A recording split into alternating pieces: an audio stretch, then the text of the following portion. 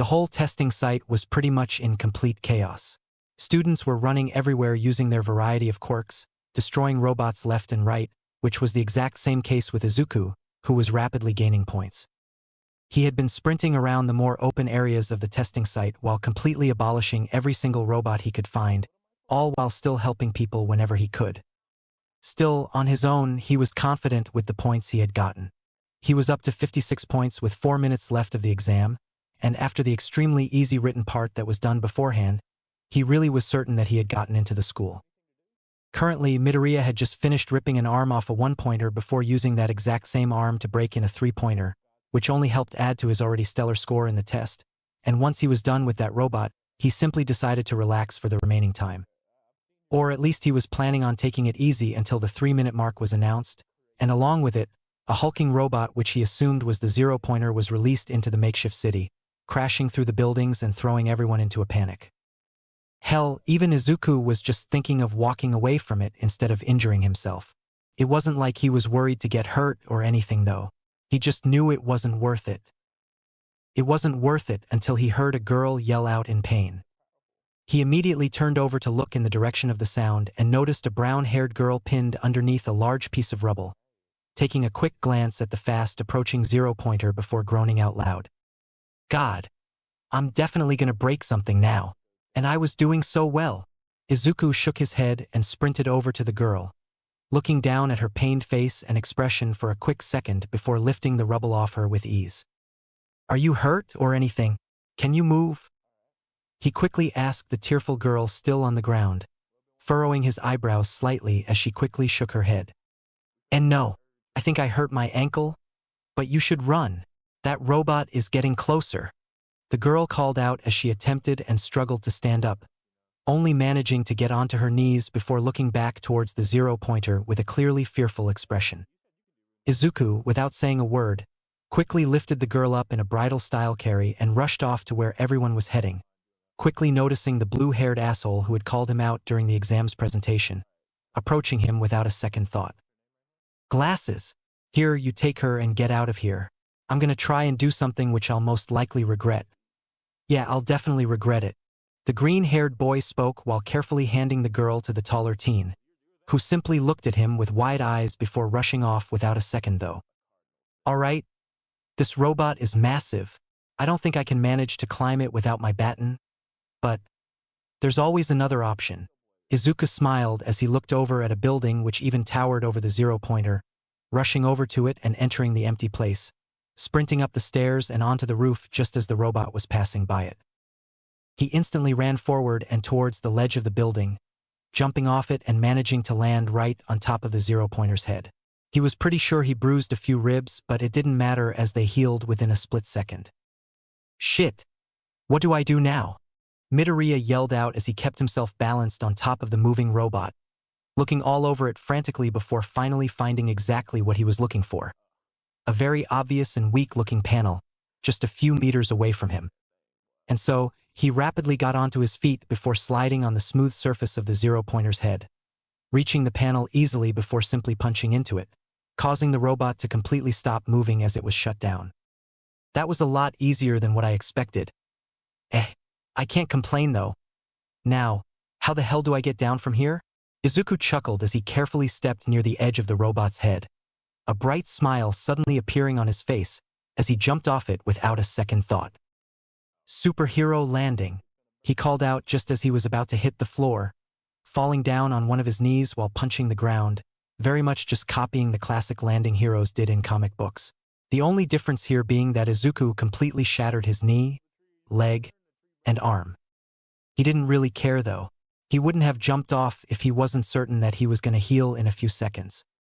Ugh, I'm never doing that again. Unless the situation calls for me to show off. He spoke to himself, groaning softly as he stood up and looked around the testing ground, almost at the exact same time that Present Mike called for it to end. And time's up. Everyone exit slowly or stay in case of injuries. Yeah. Izuku could only laugh softly at the pro-hero's excitable behavior, even when talking about injuries, once again taking another look around the place. This time, though, he quickly noticed seemingly every other applicant looking over at him with shocked expressions due to his actions, with only a few seeming somewhat different. The only one that really stood out, though, was an admittedly cute blonde with yellow cat-like eyes and a fanged smile, staring at him with a light blush covering her cheeks. That wasn't all, as she seemed to be drooling almost. That bit was weird. She was still fairly cute, though. Izuku wasn't really sure why she was looking at him like that anyways, which only added to his confusion until he noticed his current attire, that being only the sweatpants he was wearing, with his shirt being completely gone and exposing his chiseled torso to everyone. Instead of getting embarrassed as most would, though, he simply flashed the blonde a smile and began to walk towards the exit of the testing ground, with everyone still simply staring at him in shock, including the blue-haired teen and girl he had saved earlier. What just happened? It was finally the first day of class for Izuku and for every other student who had managed to make it into whatever course Udate had to offer, and he was ecstatic about finally training to become a hero. With a slightly unconventional quirk like his, it was hard to picture him as a hero, when the only thing he could do was just heal incredibly fast, but as time went on, somehow his quirk evolved into more, which only granted him more abilities to use. More abilities to become a hero. Still, even through all the excitement, he was a little worried about meeting his classmates and all, especially after getting first in both the written and practical exams. He managed a perfect score on the written, and on the practical he got exactly 130 points, surpassing everyone else in every single test site. He had just reached the door to his class, which was at least 12 feet tall and wide with a huge font signaling that it was indeed the room for Class 1A. Instead of stalling around anymore and staring just at a simple door, Izuku quickly slid the door to the room open, immediately looking around the place with a bright smile, which didn't even falter at the chaotic scene in front of him. Don't put your feet on the desk. It's disrespectful to our past upperclassmen and everyone in this room. Have you no shame? The blue-haired teen from the entrance exam called out to Bakugo. What do you care for eyes? I can do whatever the fuck I want. What kind of shitty school accepted someone like you? I'm from Somei Junior High. My name is Tenya Ida. The now identifiable teen spoke up stiffly, chopping his arm in the air in a robotic manner. An elitist, huh? I'll have fun destroying you, you know it all, asshole. Bakugo replied, standing up off his chair and leaning forward on his desk, staring down Ida with a savage grin. Destroy me? Tenya flinched back with a shocked expression. Are you sure you're in the right place? What kind of hero threatens fellow classmates? From that point forward, Izuku couldn't help but burst out laughing, which seemingly caught the attention of most people watching the heated interaction as well, especially Ida's attention, as he quickly sprung forward and gave the green-haired boy a bow. Good day. I am Tenya Ida from Somei. I must apologize for misjudging you before and even during the entrance exam. You even realized its true purpose while I did not. I am inferior to you and I hope we can still get along well.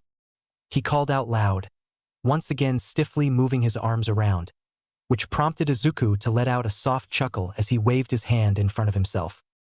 Ah, don't worry about it. I wasn't exactly being respectful anyways. I'm Izuku Midoriya, and that loud douche you had the pleasure of meeting is Katsuki Bakugo. Not really a fun guy, huh?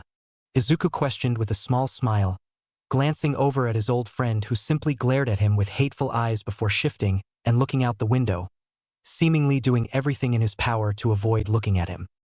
You are correct. He is a truly unpleasant person. The bespectacled boy spoke with a nod, glancing back at Katsuki with a raised eyebrow. Yeah, as long as you avoid him, you'll probably be fine. Izuku continued, cutting himself off as he felt a soft tap on his shoulder, quickly turning around. Could you maybe move out of the doorway? I kinda want to get through. The same blonde girl from the exam spoke softly before looking up at Izuku, her face immediately lightening up with a fanged smile and wide eyes as she began to bounce in her spot slightly. Wait, you're that hot guy who took out the 0-pointer. I'm Himiko Toga. You looked so cool during the exam. She clapped her hands slightly, still excitedly bouncing on her spot as Izuku just smiled. Yeah, I'm that one hot guy. He quickly chuckled, offering his hand to Toga, who instantly took it and shook vigorously. I'm Izuku Midoriya.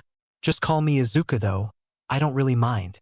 Midoriya spoke, pulling his hand back from the admittedly cute girl once she was done shaking it. Okay, Izuku-in. Call me Toga. Oh, do you want to go on a date with me?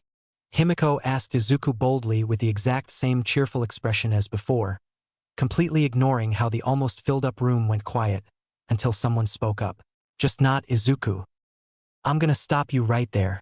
You've been here for almost 5 minutes and still haven't even noticed me. Not even all the students have arrived, which is already bad for you all. Now, shut up and listen. Everyone go change into your PE uniforms and head out to the sports field. No questions. A yellow caterpillar?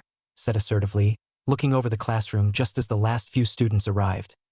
A pink-skinned and haired girl along with the brunette from the exam whom Izuku had saved, who seemed to lighten up as soon as she had seen him, even through the confusion washing over the room. Oh God. This is worse than I thought. My name is Shoyuta Aizawa or Eraserhead. I'm your teacher this year. Go get changed and be out in 10 minutes or you're expelled. Hurry up. Everyone simply kept quiet and ran out of the room to go change into the uniforms, which supposedly were in the changing rooms already. Still, everyone could only think one thing. What just happened? Soon, all of Class 1A had followed the orders given by their teacher and were currently in the sports field, waiting for instructions as Aizawa simply stood there going through some papers. Izuku simply decided to get ready for whatever was to come and began to do some stretches, completely oblivious to the stares he was getting from his female classmates. Even if he did notice them though, it didn't matter. He had pretty much gotten used to it after going through puberty. He wasn't the same scrawny boy like when he was a kid, as now he stood at exactly 6 feet, with a slim but still muscular build, defined jaw and handsome face. Or at least he thought he was handsome by how many times his mom had told him so. He trusted her judgment. Midoriya had just continued to stretch even as Himiko came up beside him and started to mimic him, following his movements perfectly somehow as she spoke up. You know, I didn't get an answer to the date proposal before, Izuku-in. I kinda want one now before the other girls try something with you. She smiled, glancing back at the rest of her female classmates, some who looked away with a small blush decorating their cheeks. Most noticeably the brown-haired girl from the exam, another blonde with plump lips and brown eyes, as well as the pink-skinned and haired girl, all of who seemed to be caught off guard by Toga's call-out. Oh right, I forgot about that. Sure then, we can work out everything later. I don't really want to get yelled at again. Izuku chuckled and stood up straight once again, glancing over at Aizawa who simply nodded at his words and turned to face the large group of students. Right? Today you will all undergo 8 tests that you've already done before in middle school. Just some simple physical fitness tests, only this time you'll be allowed to use your quirks. I don't care how you apply them, but just know that you can use them, the scruffy teacher explained, scratching over the top of his head before looking over at Bakugu. Bakugu, you got the most villain points in the practical exam. What was your record softball pitch? I think it was 90 meters or something, Katsuki replied as he stepped forward and away from the larger group of students. Aizawa nodded and proceeded to pull a softball out of a gym bag, tossing it over to Bakugu before signaling him forward onto the outlined circle on the ground. Now, throw the ball as far as you can with your quirk. You can do whatever as long as you don't exit the circle, he ordered, stepping back a bit to give his students some space. Bakugu only gave a nod before preparing his throw, grasping the ball firmly before letting it fly with a loud yell. Dai! Amongst the group of students, Izuku could only laugh at the call-out his old friend gave, while the others simply waited for his score to be pointed out as Aizawa's small device beeped. 705 meters. Not bad at all. What the hell? That's so far, shouted a male with spiky red hair and pointed teeth. How are we even supposed to surpass that? Another boy with blonde hair and a black streak going through it called out loud in disbelief. These similar reactions kept on going until the pink-skinned girl just had to say something to trigger the devil being Aizawa, who had apparently been waiting for someone to speak up just like she did. Oh, this looks fun.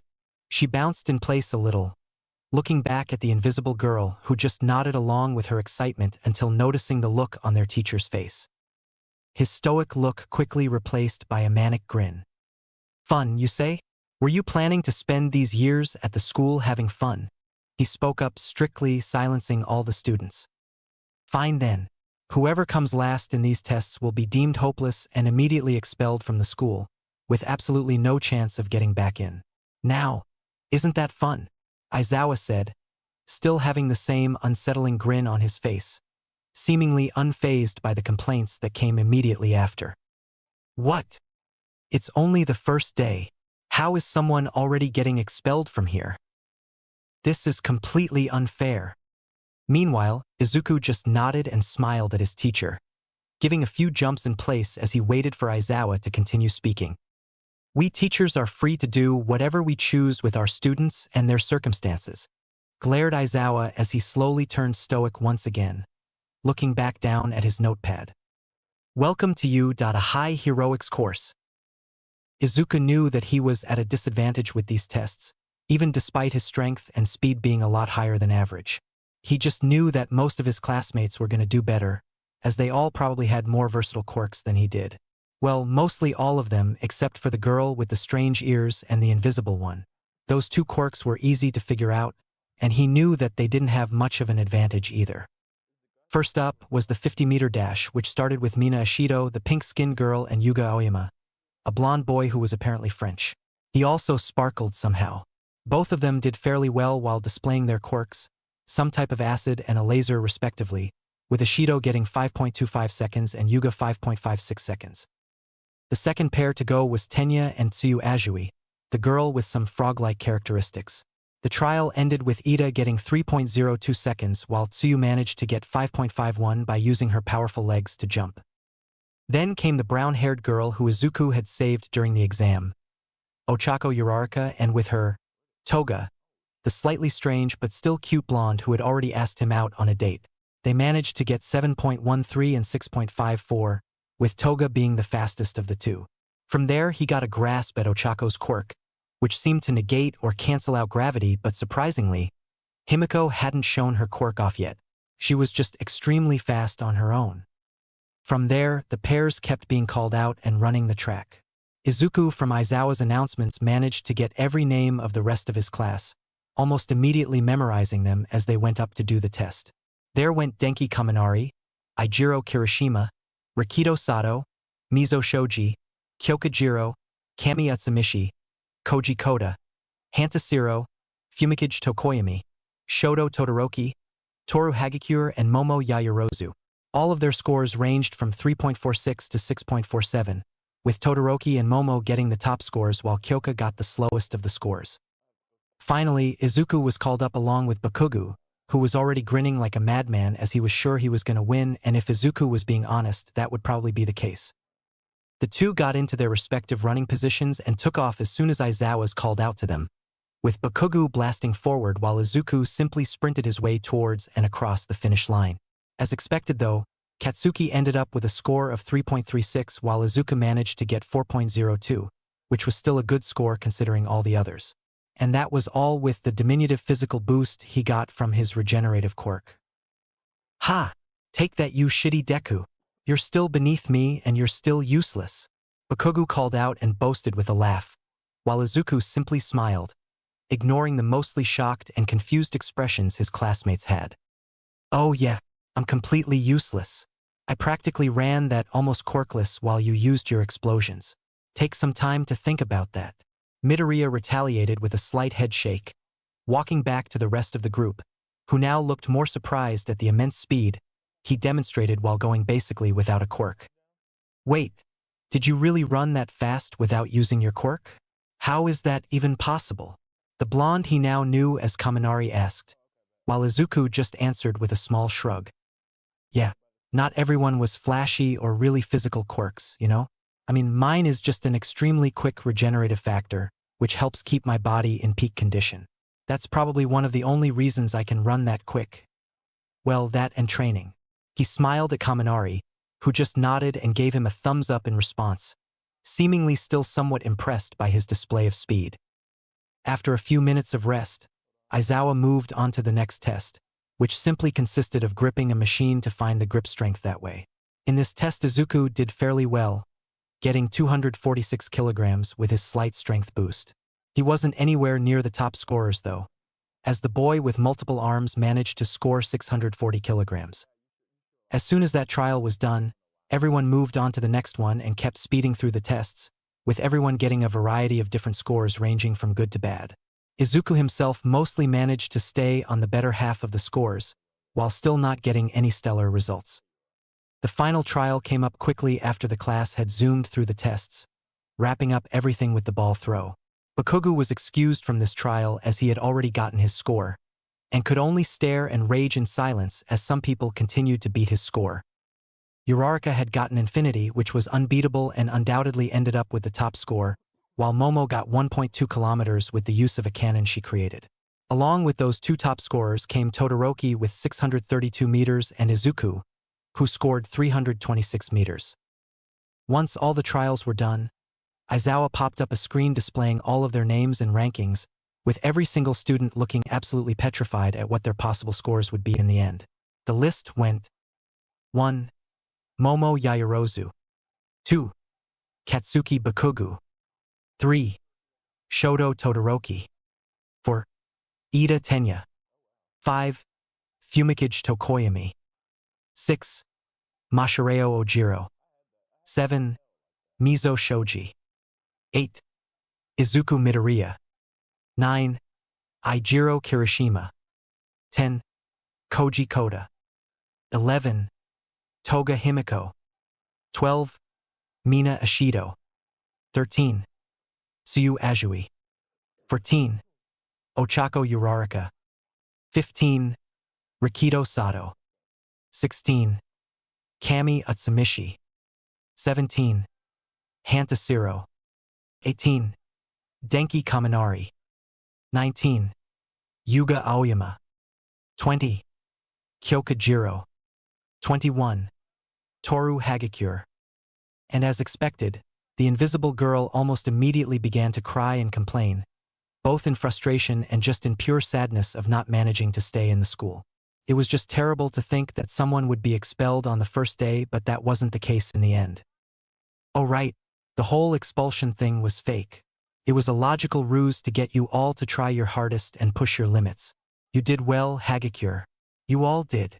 Aizawa suddenly spoke up, and as soon as he finished, Toru immediately threw her arms in the air triumphantly before hugging Mina and the rest of the girls who went to comfort her. Izuku simply watched from afar with a small smile before looking over at the gravity girl, who was jogging up to him excitedly and with a blinding smile as well. Hey, I didn't really get the chance to say this before Aizawa-sensei pulled us out here, but thanks for saving me during the entrance exam and all. You were really cool there, and thanks again.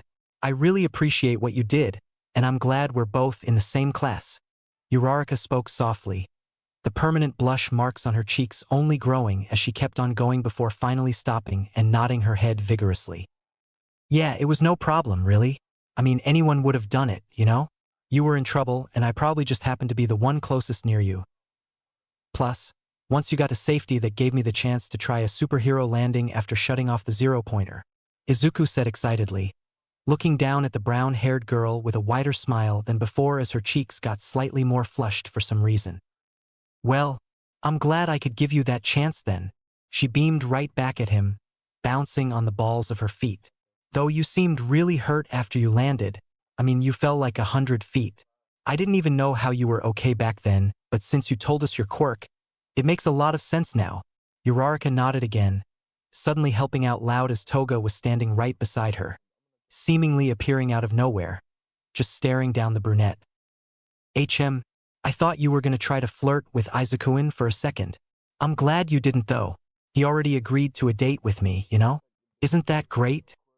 Himiko giggled loudly, bringing her hands up to her cheeks to cover the small blush that painted her face, turning to face and talk to Izuku again before being stopped by the red-haired boy, Kirishima, calling out to them. Come on, you three. We have to head back to the classroom already. And with that, the three simply nodded and followed along with them. Soon, the entirety of Class 1A was back in their classroom to pick up their curriculums before Aizawa decided on actually having everyone introduce themselves, going down the seating order, which was completely random to begin with. It was a good idea to actually learn at least a tiny bit more about each other.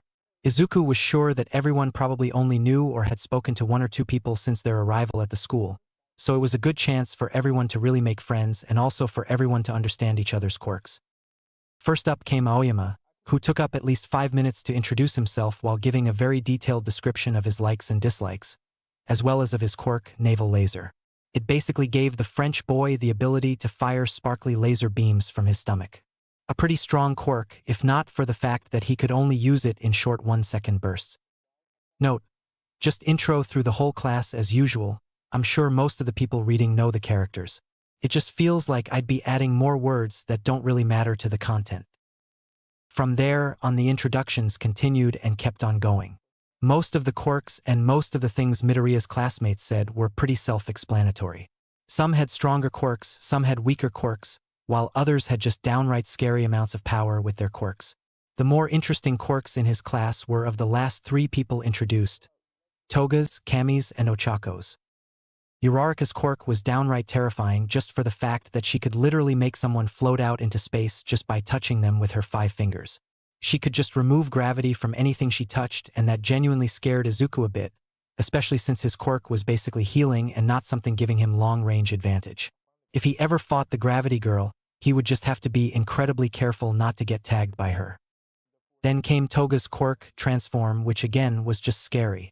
It gave Himiko the ability to shapeshift into anyone, but only if she drank their blood. While it only gave the blonde the ability to take up someone's appearance and voice, it was still worrying. She had the perfect quirk for stealth and infiltrations.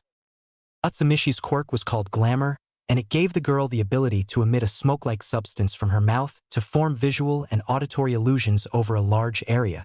This was scary in its own right, considering she could actually make people think they were hallucinating and just drive them to madness. That, and she could be able to trick literally anyone. Despite Kami's personality and strange speaking form that uses slang almost exclusively, Izuku knew she was someone to look out for. As Izuku kept on quietly thinking about every single application of every single quirk he had just been introduced to, he was interrupted by Toga tapping at his shoulder from behind him and pointing towards the rest of the class, who were all waiting for his introduction, as he was the only one left who hadn't said a word yet. "Ah, right. I'm Izuku Midoriya, and my quirk is basically just an extremely effective and quick healing factor, which also genetically enhanced my physiology, giving me a low rate of superhuman strength, agility, reflexes, and stamina. Oh, also durability and speed. Also, I'm pretty sure I'm immune to any disease since I've never gotten sick. As for likes, I like heroes and sleeping mostly. Also cheesy puffs. Those are good." Izuku spoke and finished off with a bright smile and nod, looking at his other classmates who had a variety of reactions to his introduction. Most of them just gave out a soft chuckle or simply nodded at his words, while Todoroki only narrowed his eyes at the green-haired teen, along with Bakugu, who let out a soft growl in annoyance apparently. The only other slightly different reaction was Toga, who giggled and rocked herself forwards and backwards on her chair. She seemed really excitable for some reason. And Izuku would be lying if he said that he didn't find her a tiny bit weird, though it was a good type of weird, for the time being at least. Once that was all done, Aizawa decided to stand up off the ground and exit his yellow sleeping bag, appearing at the front of the class again with the same stoic and annoyed look as always. "All right, now there's only a few minutes left until class is over, so I'll let you have that time to speak among yourselves and all, but before, I'm obligated to speak about the dorm system which you were all supposed to be informed about at the introductory assembly." He spoke up, brushing the few stray bangs off his eyes before letting out a heavy sigh, clearly finding having to explain even a tiny thing annoying. "You will all be free to move in either between today or tomorrow, hence why you have so much free time today. Tomorrow will be your first official day with regular classes and everything. But again, you can actually move in any time this week, either now or during the weekend. The dorm building is massive, you can't miss it, and your rooms are already assigned and there on the curriculum for each of you. That's it." Aizawa finished off with another sigh, sliding back down to the floor and back into his yellow sleeping bag.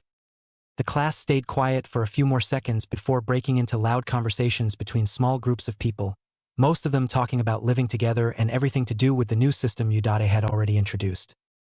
These groups of friends that had already been shaped excluded Izuku and Toga, as Midoriya had just stayed in his seat while Toga had stood up from her spot behind him and moved closer, sitting down on top of his desk with the same excitable smile she always had. "Oh, Toga, what's up? Why aren't you with the other girls chatting. I'm pretty sure they're all in a group except for you and Uraraka. Izuku spoke up as he looked around the classroom, noticing Ochako sitting with Tenya and chatting, Kirishima, Bakugu and Kaminari in another corner of the room talking while the others were in larger groups altogether. You sure you don't want to go with them or something? I'm pretty certain that I'm not interesting enough for you to only want to talk with me. He chuckled and smiled, turning to look up at the yellow-eyed blonde. Nah, I'm all good just with you, Izuku-in. Toga quickly shot back, swinging her feet slightly off the edge of the desk. I mean, they seem nice and all. Well, most of them, but I'm more interested in our date. I was thinking we could go to the beach. Oh, or maybe a fancy dinner. Do you own a suit? You definitely look good in a suit. She grinned excitedly, looking back down towards Izuku and very clearly just checking him out. Sure, the beach could be fun. I live pretty close to Dagoba Beach, so we could go there and grab something to eat afterwards too. It's kind of weird though since the place used to be a dump a year ago, but it's all clean now. And that doesn't really matter though. But how about we go after moving into the dorms and all? During the weekend, maybe? Midoriya suggested, tilting his head slightly to the side as he waited for Toga's response, which came in the form of an excited giggle and nod. Yup, definitely. Let's go on Saturday. Try and wear a suit. Maybe, oh, what should I wear for it? Toga giggled again, to which Izuku could only reply with a small smile and chuckle, only thinking to himself that he was probably in trouble. The girl seemed more like the psychotic girlfriend you'd see in movies rather than a regular girl. I'll let you decide that, Toga. You'll probably look good in whatever you wear anyways. Now come on. Class is over already and I really just want to move my stuff into the dorms quickly and get that over with. Izuku said, picking up the curriculum off the desk before standing up along with a still excited Toga, following the rest of their classmates out of the room and building. This is probably going to be a weird year, right? The green-haired teen wondered as he walked out of U.A's gate with Toga before glancing over at the others from his class who were in a group. Bakugu just immediately noticed him looking over at them and popped off some explosions from his palms to intimidate Izuku, which obviously didn't work. Kirishima and Shiro simply waved at the two before turning back to Kaminari and Sato, who gave them a slight nod. On the girls' side of things, Ishido and Hagakure were apparently having the time of their lives gossiping already since, as soon as they noticed Izuku walking with Himiko, they let out a loud giggle and brought up their hands in a heart shape to tease them, seemingly already thinking of them as a couple. Kyoka simply snickered at them while Momo and Azui gave the two a small smile and nod, pretty much mimicking Kaminario and Sato. Kami only smiled and gave Izuku a sly wink.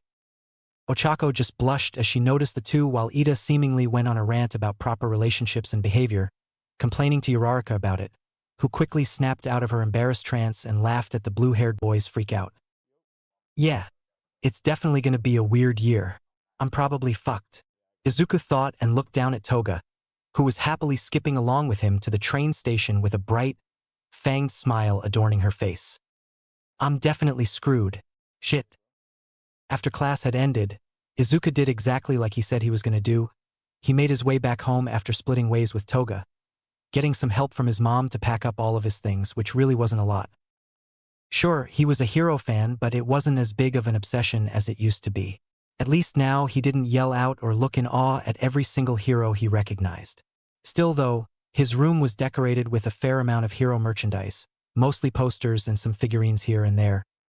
Izuku was only taking some of that to the U.A dorms still, as he knew that even if he was going to move away, he was still most likely going to stay home sometimes to either visit his mom or simply because he'd feel like it. It definitely was mostly to visit his mom though. Izuku, are you sure you don't want to take anything else? If this is all you're going to move into your room at U.A, then it'll look a bit, well, bland. Inko spoke softly as she pointed over at the 3 boxes in the corner of her son's room, looking back towards Izuku with a slightly worried expression. She wanted him to be comfortable more than anything, even if it pained her soul that he was moving out at such a young age. I'm positive. I know that doesn't mean much anyways, but yeah, I'll be good with all of this. The move is kind of sudden anyways, you know? So I won't take a lot right away. I just want to get settled over there quickly to not have to deal with all of this later. He nodded and shrugged his shoulders slightly. And just think about it. It'll give me more chances to come and visit you.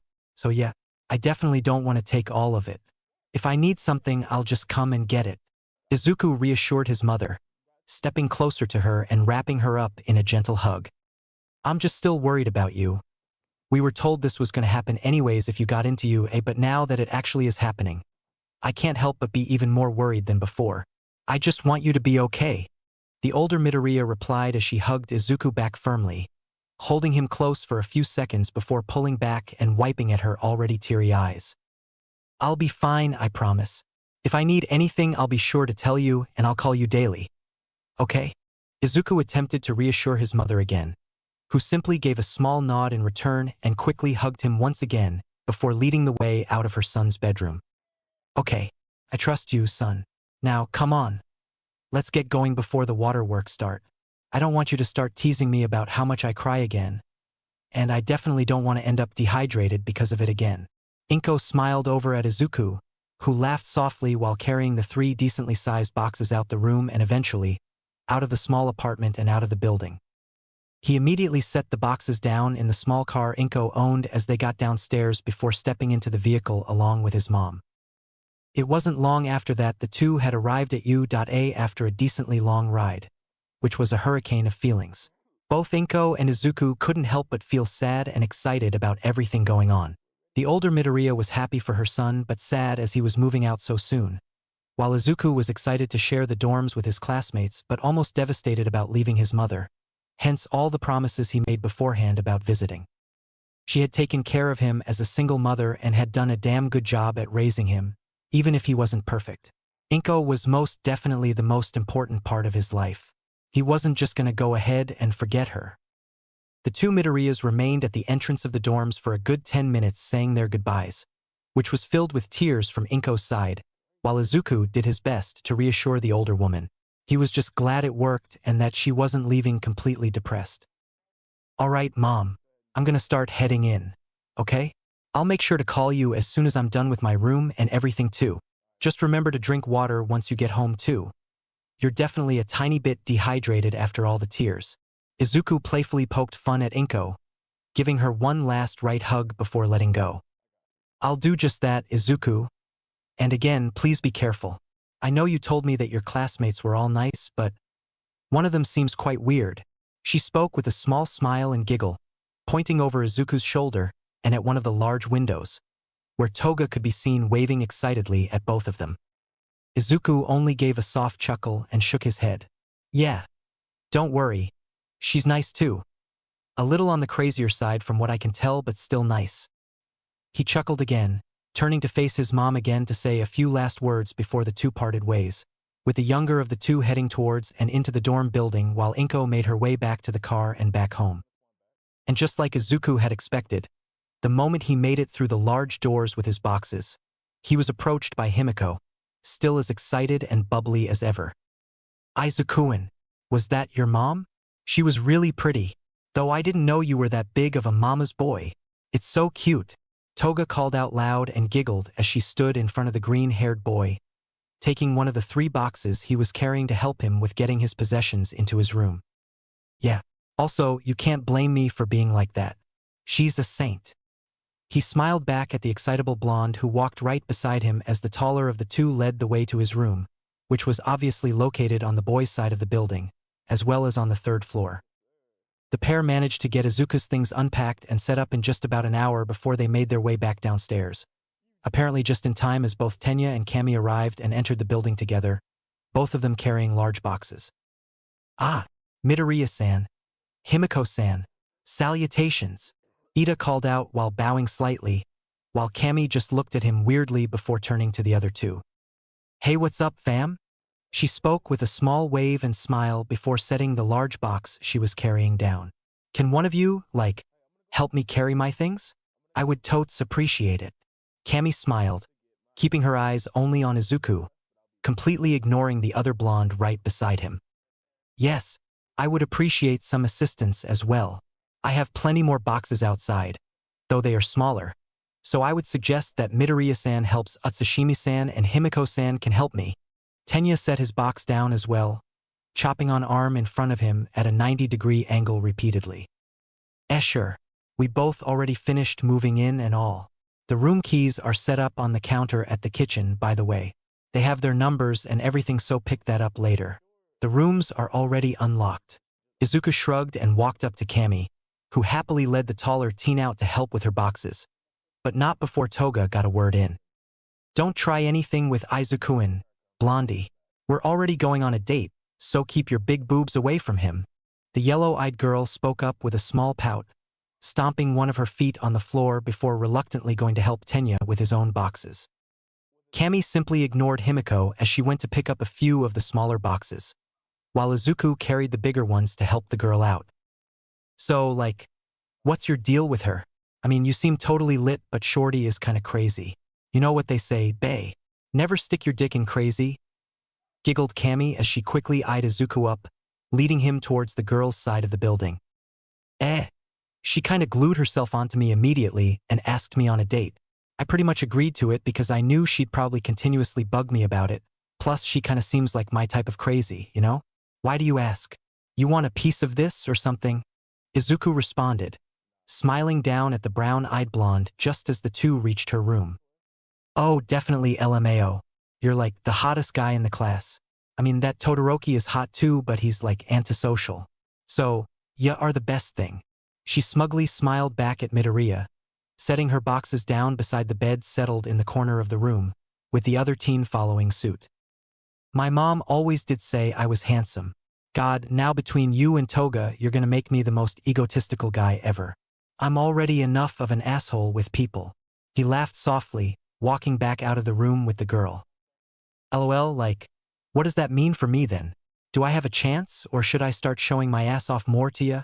Kami asked with a smirk and raised eyebrow, stepping even closer to Izuku and pulling his arm towards her, hugging the limb and purposely pushing it against her bust. Is this working? We could totes cuddle too. She gazed up at the boy, who smiled down at her and looked straight back into her larger eyes. Maybe, Izuku answered, stepping back into the main lounge area with Utsushimi. As soon as they did though, all hell broke loose as the two just so happened to run back into Tenya and Toga, who were both carrying boxes. Well, a second later Ida was carrying all the boxes as Himiko immediately dropped hers onto him and stepped up to Izuku and Kami, prying the taller blonde off the green-haired boy's arm before standing right in front of her, looking up at Utsushimi defiantly. All right, you big-boobed bimbo. I'm letting you get off easy this time, but try something with my Izuku again, and your fat ass is gonna be found knocked the fuck out in some dumpster. You get me? Toga said sternly, holding up one finger for Kami to see. One more time and your ass is grass, bitch. She finished off with that, strutting up to Izuku and mimicking what the other girl did earlier, hugging his arm firmly as he kept quiet. Izuku was staying silent and seemed completely calm on the outside, but his brain was working overtime with everything that had just happened. Jesus fucking Christ, she said, my Izuku-in. I'm so fucked. Why did I get stuck with the Yandere immediately?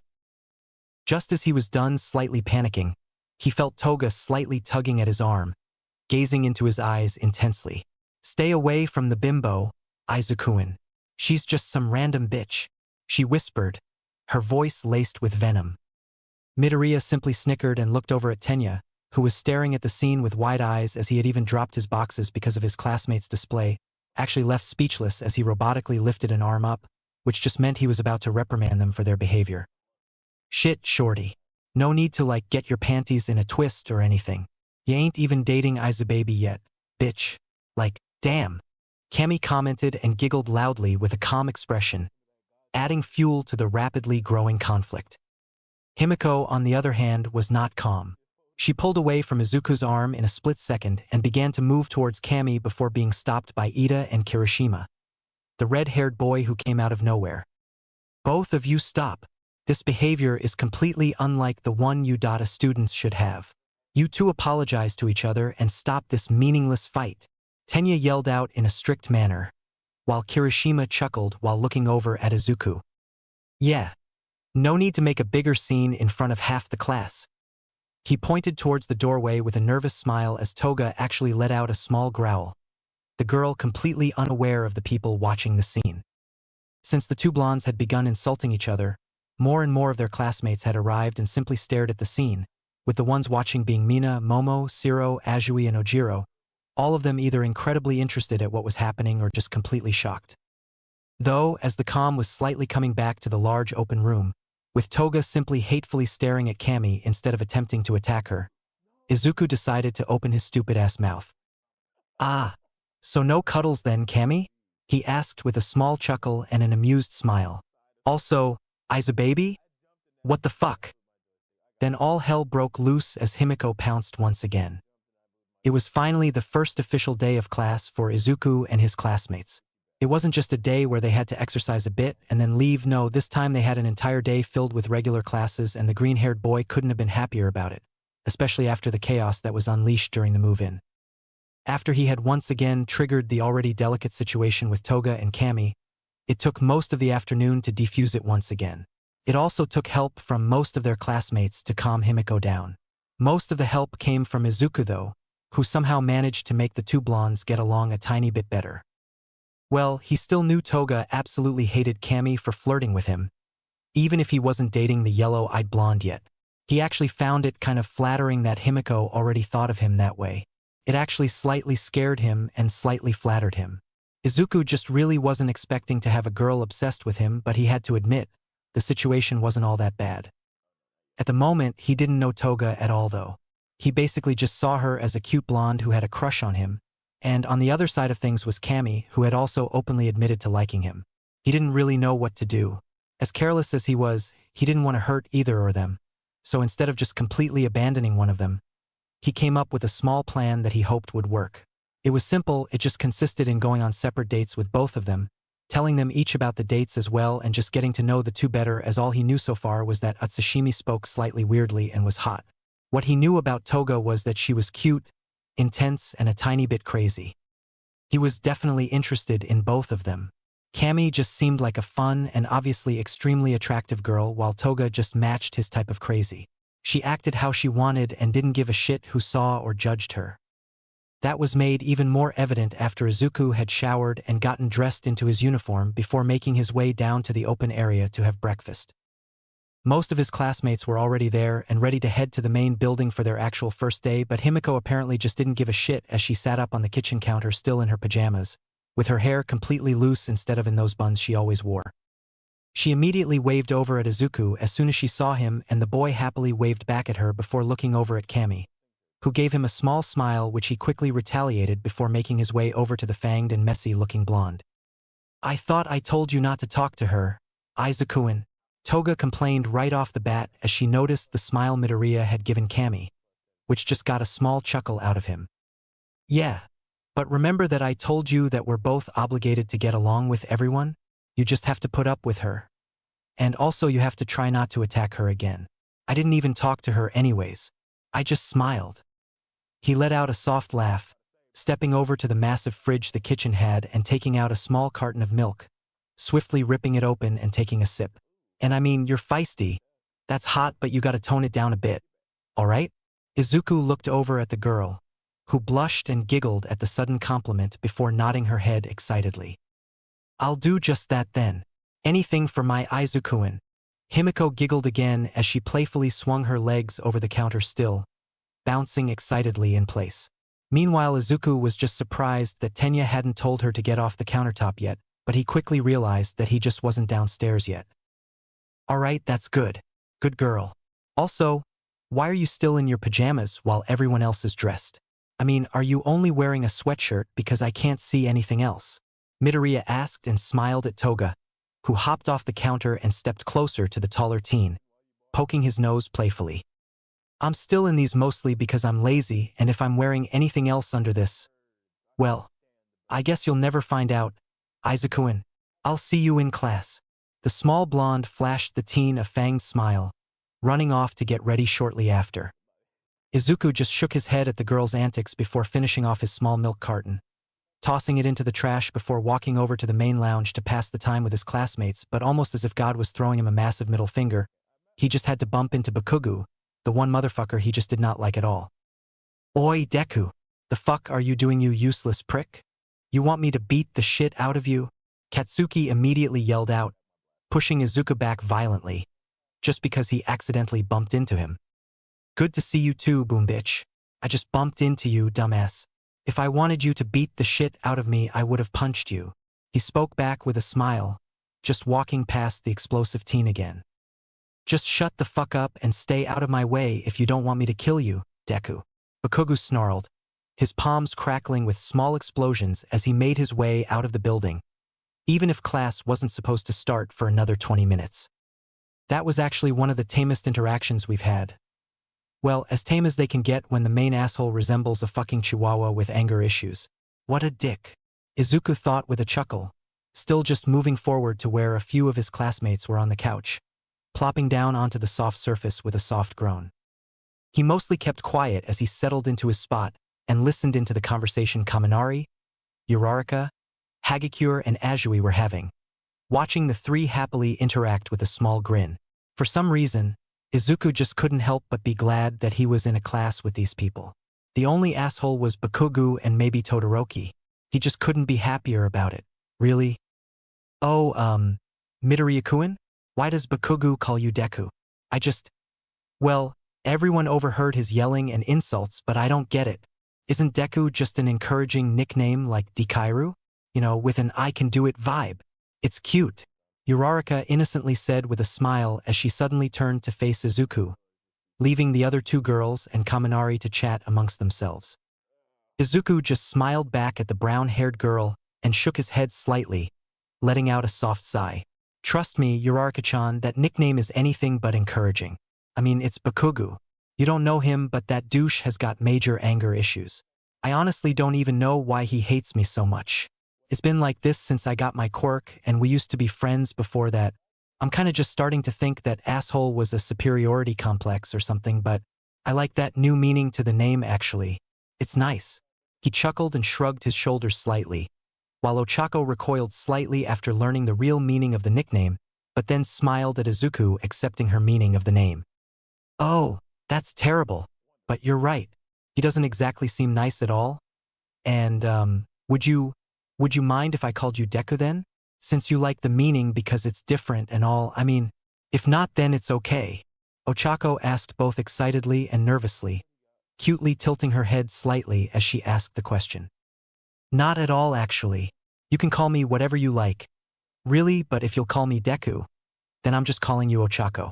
It's a lot better to say, and also, should we get going to the classroom? We've got like 10 minutes left and Ida is already making people get to class. Honestly, I like the guy, but he could be less intense. He chuckled and shrugged, scratching over the back of his head as Uraraka gave a small smile before the two made their way to class. As they arrived to have homeroom with Aizawa, Izuku quickly realized that he should have been a lot less excited for the lessons. Sure, the teachers were going to all be heroes, but they were still only going to be teaching the same old subjects that he went through in middle school. He really just hoped that either his classmates or the teachers themselves would make the lessons a little more fun, but as always, luck wasn't on Midoriya's side, as most of their day consisted of long and tiring lessons. Cementos and Ectoplasm did a good job teaching their respective subjects and acted like real teachers, while during English, Present Mike made the lessons a bit more intense than they needed to be. Midnight was a surprise for all the students, as she actually seemed like the most professional of all the other teachers. Well, except for her sudden teasing comments which came every few minutes. After that came lunch, which was perfectly cooked and incredibly good, and finally, it was time for the class everyone was looking for, Foundational Hero Studies. The class was a complete mystery, as the only clue students had about it was that it was more related to hero work, but the teacher was unknown and the actual teachings were unknown as well. Soon, afternoon came and so did their first heroics class, which started with a massive reveal as to who the teacher was. Ha ha ha, I am. The mysterious teacher started, shoving the door open quickly after. Coming through the door like a normal person, the man yelled, now revealing himself as All Might, the #1 hero.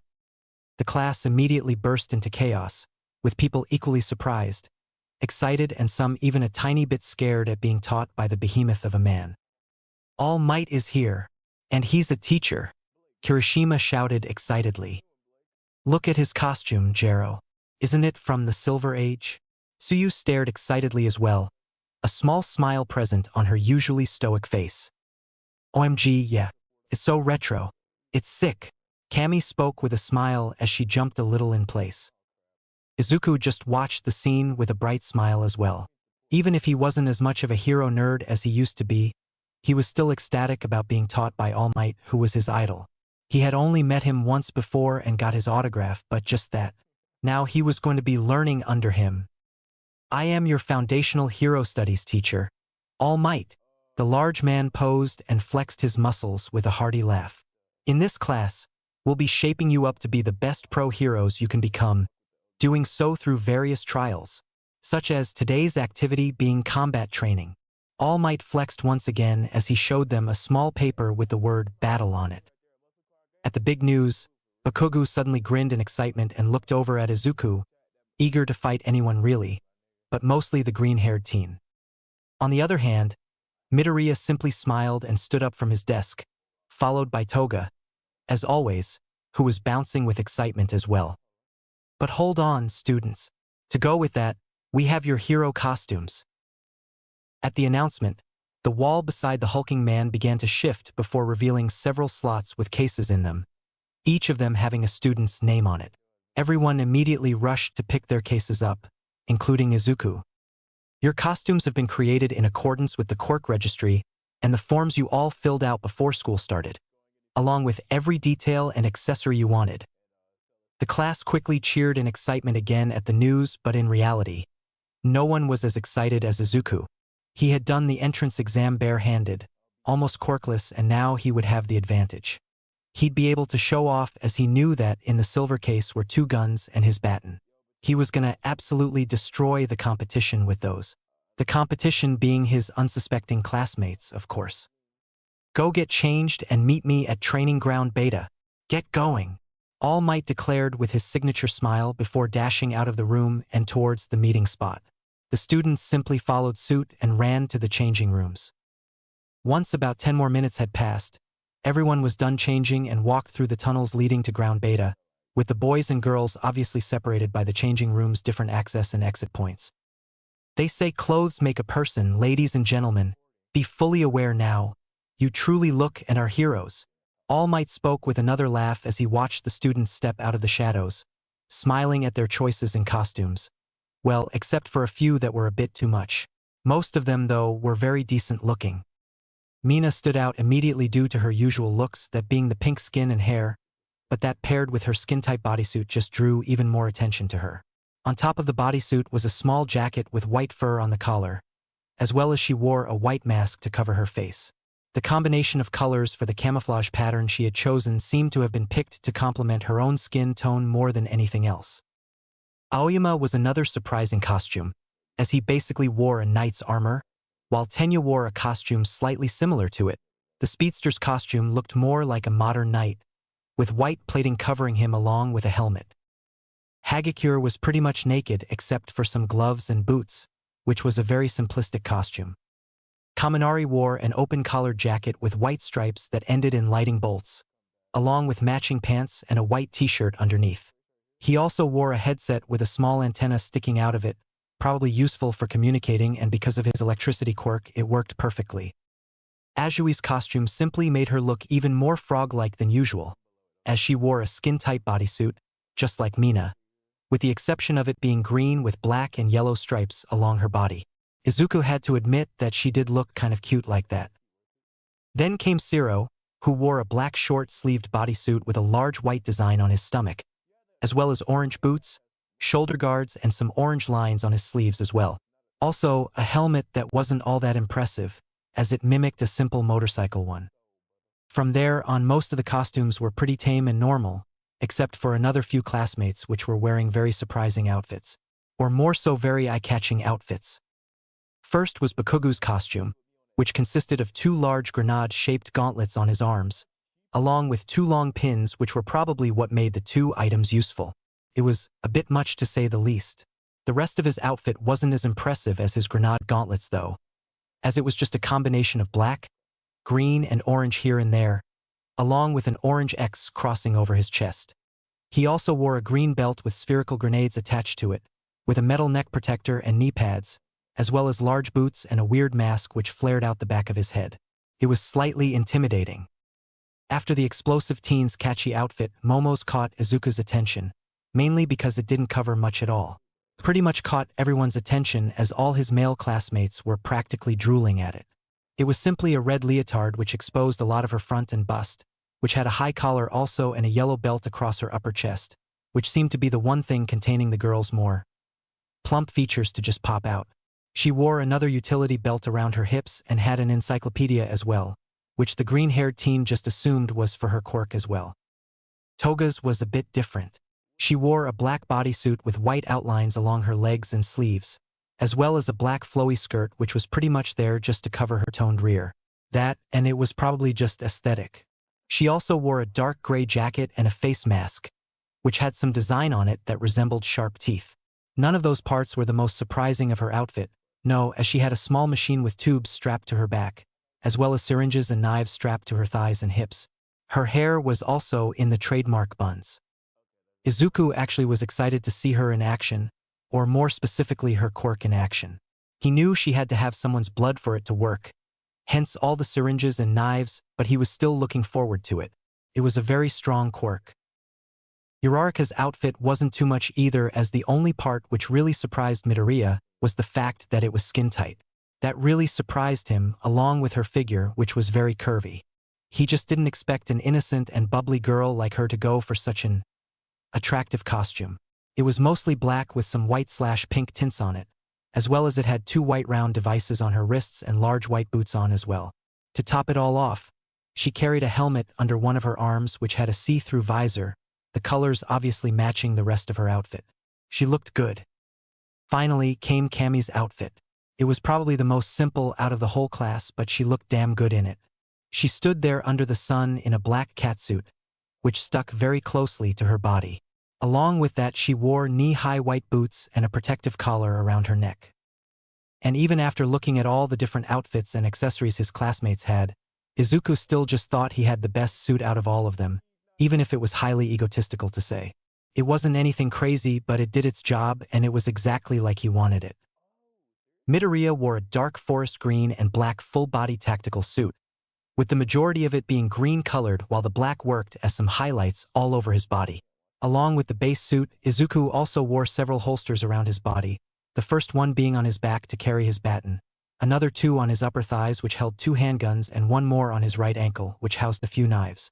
He also had some small pouches strapped around his hips, carrying smoke grenades, EMPs, and extra rubber bullets. The one thing that disappointed him was that he had no mask, even if he had asked for one. He also had some extra padding on his knees and shoulders. Note: Deadpool's suit but green. I might change it to the original red though later on. Again, I must reiterate that you all really do look like pros already, even if you're far from it still. All Might spoke up once more, giving them all a thumbs up before focusing on Izuku, who was checking out his pistols and the amount of bullets they had, which was exactly 16 each. More than enough, or so he hoped. Ahem, young Midoriya? Those guns are non-lethal. Correct. Their teacher spoke up with a raised eyebrow, clearly slightly worried about the handguns. Oh yeah, these guns are definitely lethal, sir. Midoriya answered with a bright smile and nod, placing the handguns back into his holsters before bringing his arms up and flexing his biceps, giving them each a kiss. Extremely lethal, he chuckled, moving his arms back down and resting his hands against his hips. But no, the bullets are made of rubber, so no need to worry. The majority of the class just laughed at his dumb joke, including All Might, while a few like Bakugo and Todoroki either remained stoic or just got even angrier than they were. The girls, though, more specifically Toga, Cammy, and surprisingly Ochako, were very clearly just checking him out. The suit was pretty form-fitting anyways. Thank you for clarifying, my boy. Now, you zygotes, shall we begin with the combat training? Sensei, this is very similar to the battle center from the entrance exam. Will we be conducting urban battles again? Asked Tenya, chopping his arms in the air robotically as always. It was even funnier to watch now with his full body armor. He really did look exactly like a robot. No, we're taking you all a step further into more realistic battle scenarios. This class we will conduct indoor battle training. Villains' battles are usually seen more outdoors, but the truly smart and sickening villains lurk indoors to get an advantage. Most fights between hero and villain happen in the shadows, which is what we'll replicate today. You all will be separated into heroes and villains, 4-2 on 2 team battles. This will be with the exception of one team, who will have 3 members instead of 2. It will still be a fair battle, so don't worry about someone having an advantage. Surprise immediately washed over the class, everyone quickly thinking that this was too advanced for them. Zero spoke up shortly after. Isn't this too advanced, sensei? Without basic training. Oh, this is a battle in which you will all get to understand those basics. However, this time there will be no robots to destroy. This will require more than what you all used during the entrance exam.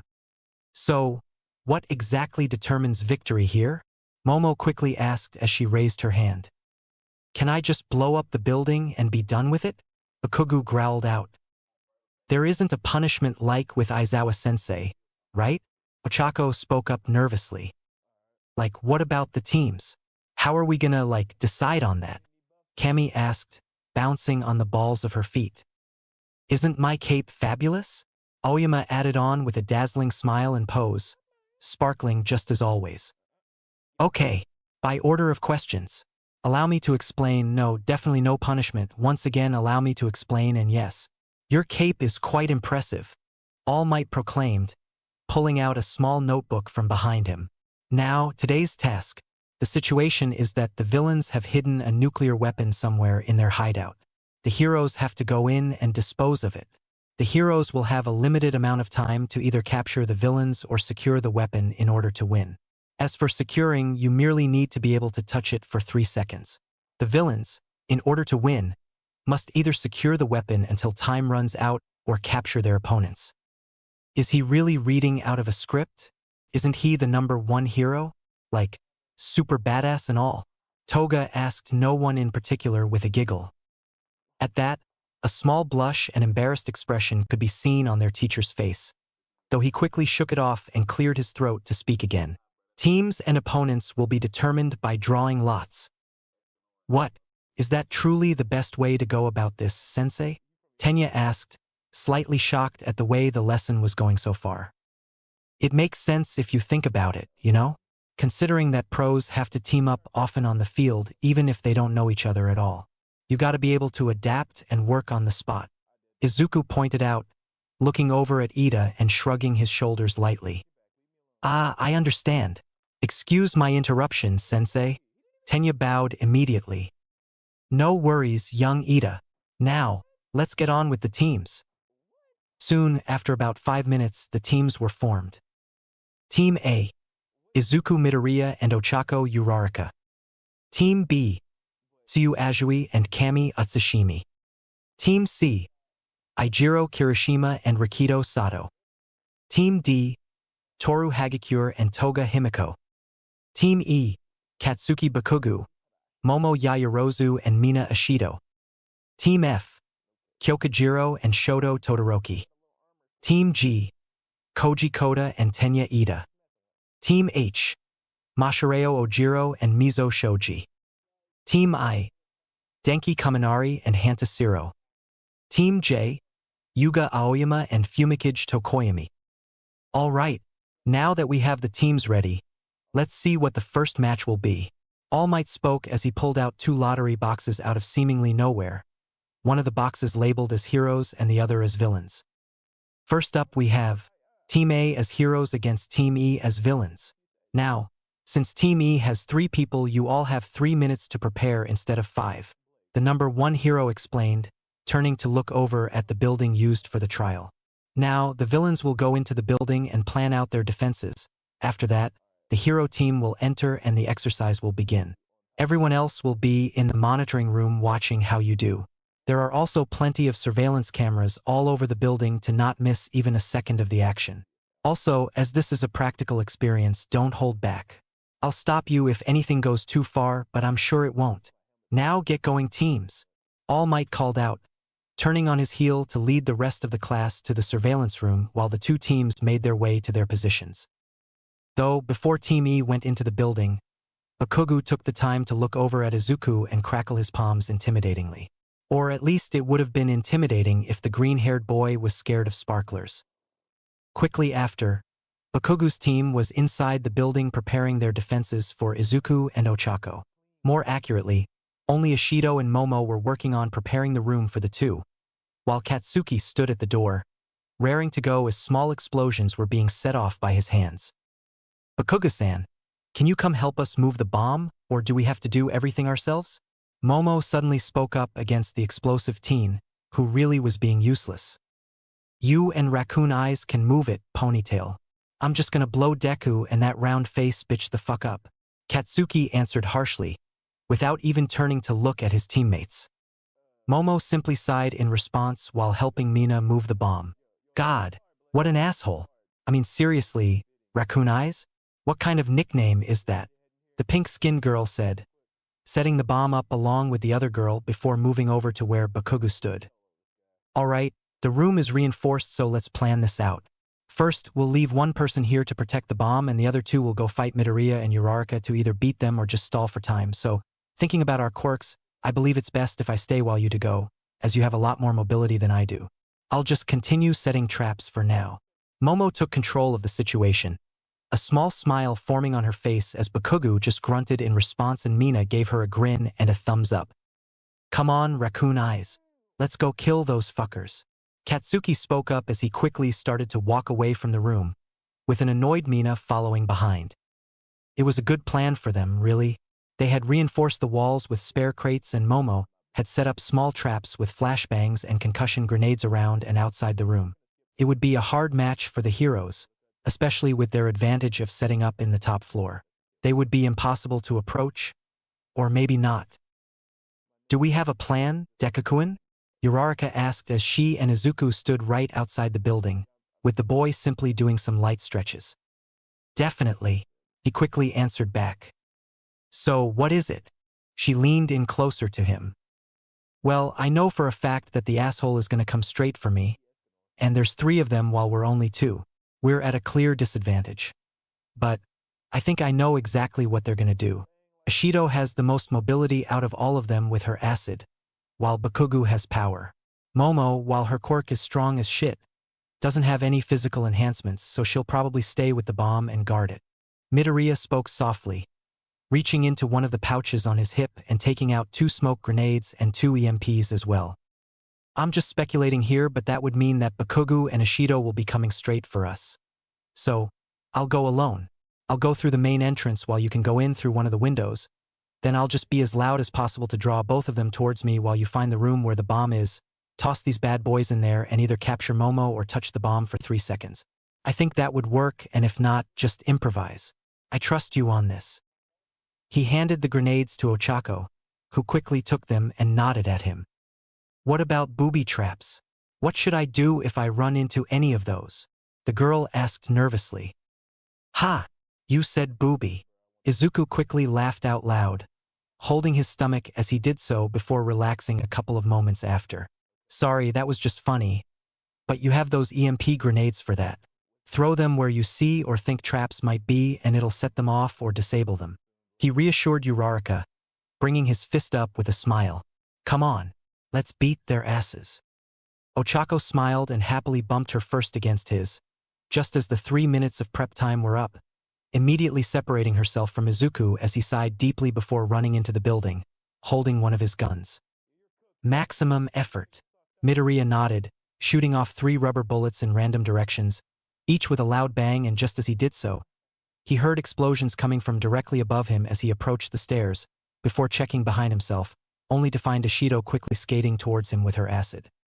Ooh, my common sense is tingling, and it's telling me to get the fuck out of here. Izuku called out with a small grin as he heard the explosions quickly getting closer, which just meant Bakugu took the bait as well and was rushing downstairs to try and kill him. Meanwhile, as the green-haired teen found himself in a tight spot, Ochako had managed to float herself up onto the 2nd floor, silently entering the building before sneaking around the floor looking for the bomb, quickly starting to move on up the building while repeating the process as well. She had managed to completely avoid Bakugu as he was rushing down the stairs and sighed in relief once she did so, but she couldn't help but be worried about her friend. In the monitoring room. Damn, Midoriya is dead. Just look at that. He's got Mina coming in from one side and Bakugu from the other. There's no way Uraraka can handle all three of them after, Kirishima said, his voice laced with disappointment as he was hoping for a good first match and apparently, it was gonna just be a slaughter in his eyes. You're totes wrong, bro. I mean, Izubaby is skilled as fuck LMAO. You all saw that with Aizawa's tests yesterday. Cammy pointed out with a small smile, keeping her eyes locked onto the screens which displayed the scene. Maybe, but he's up against a chick who can toss acid and a dude who makes explosions with his hands. He just has a healing quirk. That doesn't do much here. And I don't think those guns he has will help either. The red-haired boy immediately reiterated, furrowing his eyebrows. I do not believe that to be the case, Kirishima-san. If he has a healing quirk, that means he can probably take more hits and stall for time that way, fighting while continuously healing his wounds. That would give Uraraka-san more than enough time to attack Yaoyorozu and attempt to win. Though if she does fail, then the hero team will indeed lose.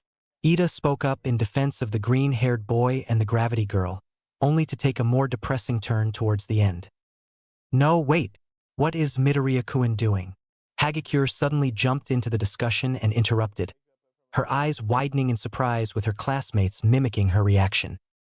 Himiko, being Himiko, just giggled loudly and shuffled closer to the screen, keeping her eyes on Izuku.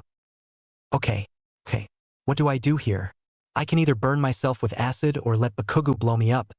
Though I've got these sweet-ass boots and knee pads for something, Izuku thought as his grin only widened, turning away from the stairs and running towards Ishido as well, facing her head-on as he grabbed onto his baton and threw it at the girl. Mina's eyes widened at his action and quickly ducked out of the way before standing up once more, confident that Midoriya was screwed. That was not the case at all. Izuku simply continued to run up to Mina, sliding through her acid as well with his metal-heeled boots. He managed to get to the pink-skinned girl just as she stood up and looked over at him, immediately kneeing her in the stomach and continuing on forward before letting himself fall to the floor as well, the momentum keeping him moving through the acid as he slid on his knees. This is gonna hurt like a bitch. Sorry, Pinky. He aimed his gun, quickly firing 2 shots, one to each of Ishido's calves, which managed to trip her off her feet momentarily as she yelped out in pain. Ow! What the hell, Midoriya? It's combat training, girl. You should have expected that.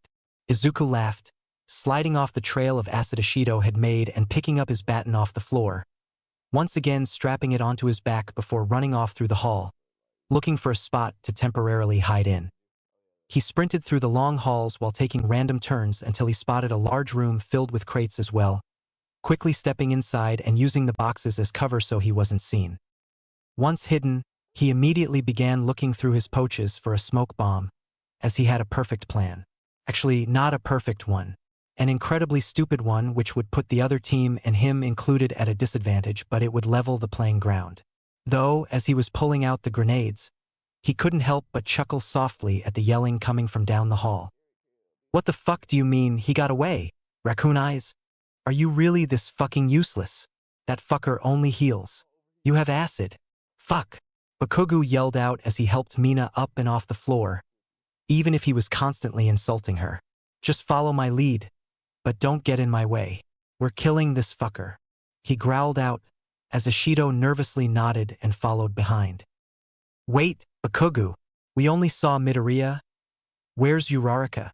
She asked, rubbing the spots in her calves where the rubber bullets had hit. I don't give a shit where Roundface is. Deku is hiding somewhere here and we're gonna destroy him. Ponytail can handle her. She doesn't seem like much anyways. Now shut up and help me look for this sack of shit. He quickly shot back at her, shutting the pink-skinned girl up completely, not because she was intimidated, but more so because she didn't want to keep angering the already furious teen. Where the fuck are you, Deku? You think you're so much better than me? Huh? Why don't you come and fight me then, fucker? Katsuki yelled out again, just as he was passing by the room Izuku was hidden in. Okay, shit. Chaco, how are you doing? Find the bomb yet? Midoriya quietly asked, turning on the small communication device in his ear. Deku, thank God you're okay. I heard a ton of explosions and just got scared. I did find the bomb, but I can't do anything here just yet. I disabled the traps Momo laid out with the grenades you gave me, but I don't want to risk getting caught just yet. Should I just go for it?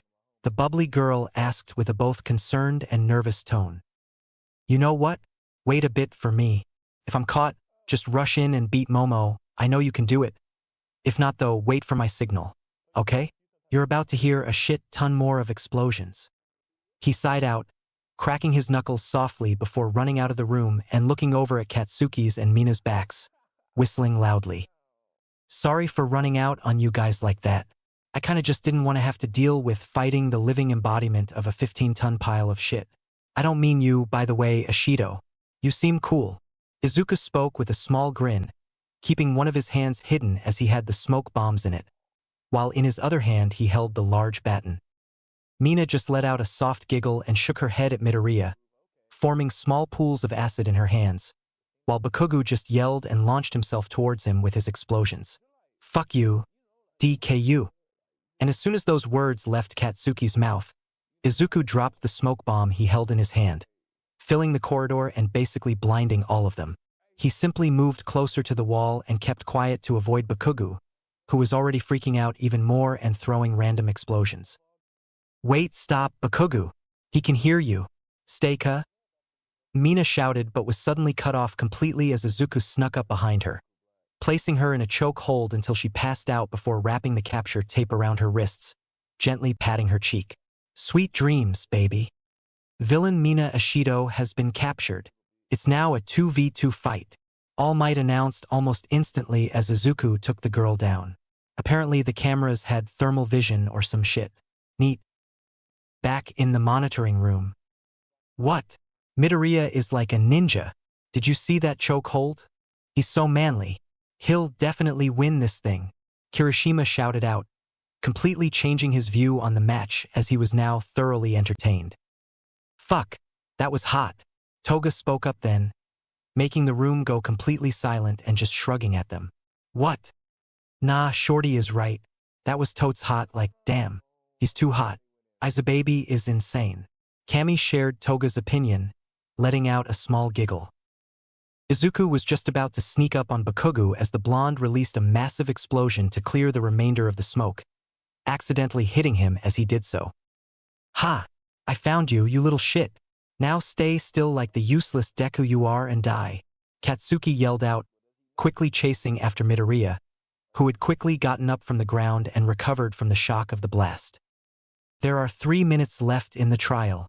If the heroes do not act now, the villain team will win. Fuck, seriously? Okay, shit. Ochako, get ready for my signal. Izuku called out to the communication device, receiving a quick comment from Uraraka telling him she was ready. All right, buddy. Let's keep things civil, okay? No blowing up limbs. And that's it, the green-haired boy said, quickly grabbing one of the small knives off the holster in his ankle and flicking it at Katsuki, somehow managing to graze his right arm as the explosive teen just about dodged. You think a knife will stop me, Deku? Bakugo rushed forward again, aiming a left hook at Izuku's head, which was easily dodged by the boy as he retaliated, finally making use of his baton as he struck Katsuki across the back with it before quickly unholstering one of his guns and shooting multiple bullets, managing to break one of his grenade gauntlets. What the fuck? Did he just read me? Bakugo immediately thought as he recovered from the hits, growling as he noticed his broken gauntlet before looking at the other with a smirk, putting some distance between him and grabbing a hold of the large pin sticking out of the large grenade. You know how these work, don't you, Deku? That's why you fucking broke one of them. But now I'm gonna break you, you fuck. The angered blonde smirked evilly, preparing himself to pull the pin, but soon All Might's voice rang out from the speakers. Do not pull that pin, young Bakugo. You could kill him. He'll be fine as long as he dodges. He isn't that much of a fucking dumbass. Katsuki shouted back at the cameras so his words could be heard from the monitoring room. Don't underestimate me, boom bitch. Izuku smirked, attempting to catch Bakugo off guard as he quickly aimed his gun at the gauntlet and shot at it repeatedly once again, just about managing to crack it before the blonde fired off the explosion. It didn't work out like he hoped though due to the broken gauntlet, which ended in both of them being engulfed in the explosion almost immediately, with most of the blast still going towards Midoriya. More specifically towards Midoriya and Mina, who was passed out on the floor right behind him. Ochako, go now. Run in and get the bomb. Izuku managed to yell out into the communication device, just as he was cut off by the blast, throwing himself on top of Ishido to protect her from the explosion, taking all of the damage. Thankfully, Uraraka did just as Izuku said and rushed into the room just as the massive explosion shook the entire building, knocking Momo off balance completely as she was already exhausted after overusing her quirk, while Ochako managed to stumble forward and onto the bomb, pressing herself against it and effectively ending the match. Deku-kun, are you okay? Uraraka immediately yelled out into her calm, running out of the room and heading down to where the explosion took place, worried about her friend and other classmates as well. What was that explosion? Is everyone okay? Momo shouted as well, slowly following after Uraraka as the fatigue she felt was still strong enough to slow her down. Her quirk had some big drawbacks apparently. The hero team wins. One of you go get recovery girl. Everyone else stay put. All Might shouted into the microphone and at his class, with concern evident in his voice as he rushed into the building in a split second while Ida had ran off to get the man's request done. Thankfully, All Might had quickly managed to find Bakugu and the other two students, who were still engulfed in smoke. The number one hero immediately checked Katsuki's pulse and physical state, sighing softly in relief as the boy was mostly okay. Aside from his arm, which was burnt and a shade of red, he got off with almost no damage whatsoever anyways. Then he moved towards the other two students and clapped his hands firmly, clearing the smoke to get a better look at the two, gasping in shock at what he saw, which said a lot about the situation. He was the strongest man in Japan and arguably the world, yet he was still somehow shocked about a combat simulation in a school. It was completely justified though.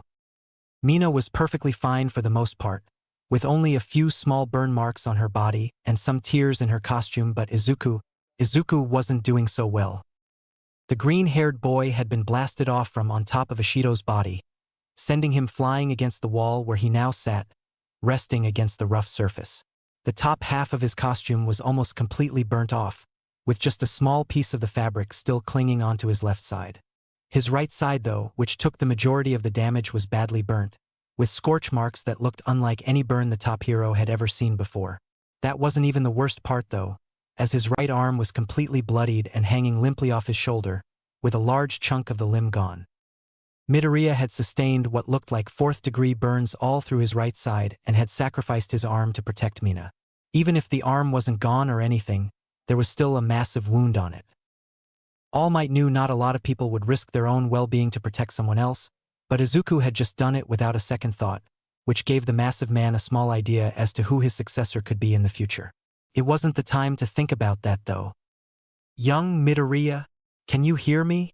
The teacher called out in a small panic, gently shaking the boy's unharmed shoulder.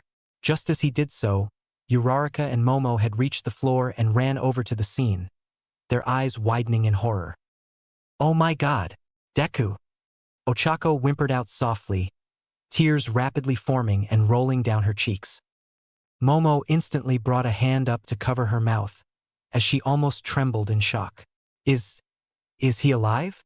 she quietly asked, looking over at All Might, who seemed just as worried. Back again in the monitoring room. The room was completely quiet at the scene in front of them. Every single one of the monitors were displaying the three passed-out students, with a few of the screens showing Bakugu, a few others showing Mina, but most of them only showed Izuku and the terrible state he was in. "What the hell? He isn't dead, right? He can't be. This is just a fucking combat exercise." Kaminari was the first to speak up, pointing at the screens with a shaky hand. I hope he's alive, Jero. But even if he is, his arm isn't okay. I know he has a regenerative quirk, but is it even that strong?" Azui finished off with a sad rib bit, sitting down on one of the chairs close to her. "That looks impossible to heal, frankly." Todoroki surprisingly spoke up, his usually stoic expression replaced with a slightly more nervous-looking one. "Come on, guys. Just don't worry. I'm sure Recovery Girl will help him. He'll be okay." Kirishima attempted to ease everyone's nerves, glancing over at both Toga and Kami, who he knew were probably closest to Midoriya. The two blondes didn't say anything at all. Kami only stumbled back against the wall and brought her hands up to cover her mouth, her usual cheerful attitude completely gone as she began to quietly cry. though still keeping her eyes locked onto the monitor. Toga simply ran out of the room with tears welling up in her eyes as well, rushing towards the scene. The broken-down hallway was almost completely enveloped in silence aside from Uraraka's soft crying and Momo attempting to comfort the girl. Both Mina and Bakugu were still completely passed out on the ground, while All Might hung his head low, disappointed in himself at letting something so terrible happen to a student. The number one hero was just about to get up and carry the boy away from the destruction until he heard extremely quick footsteps approaching him. Immediately standing straight and looking over at the source of the sound, letting out a small sigh at the arrival of Recovery Girl, Tenya and Toga, who he just assumed had abandoned the monitoring room. I can't believe I let this happen. My first class teaching and a student ended up like this, All Might said softly and with sullen eyes, looking over at Recovery Girl who quickly approached Izuku before flinching back in surprise. Ah, burnt flesh. Smells like victory.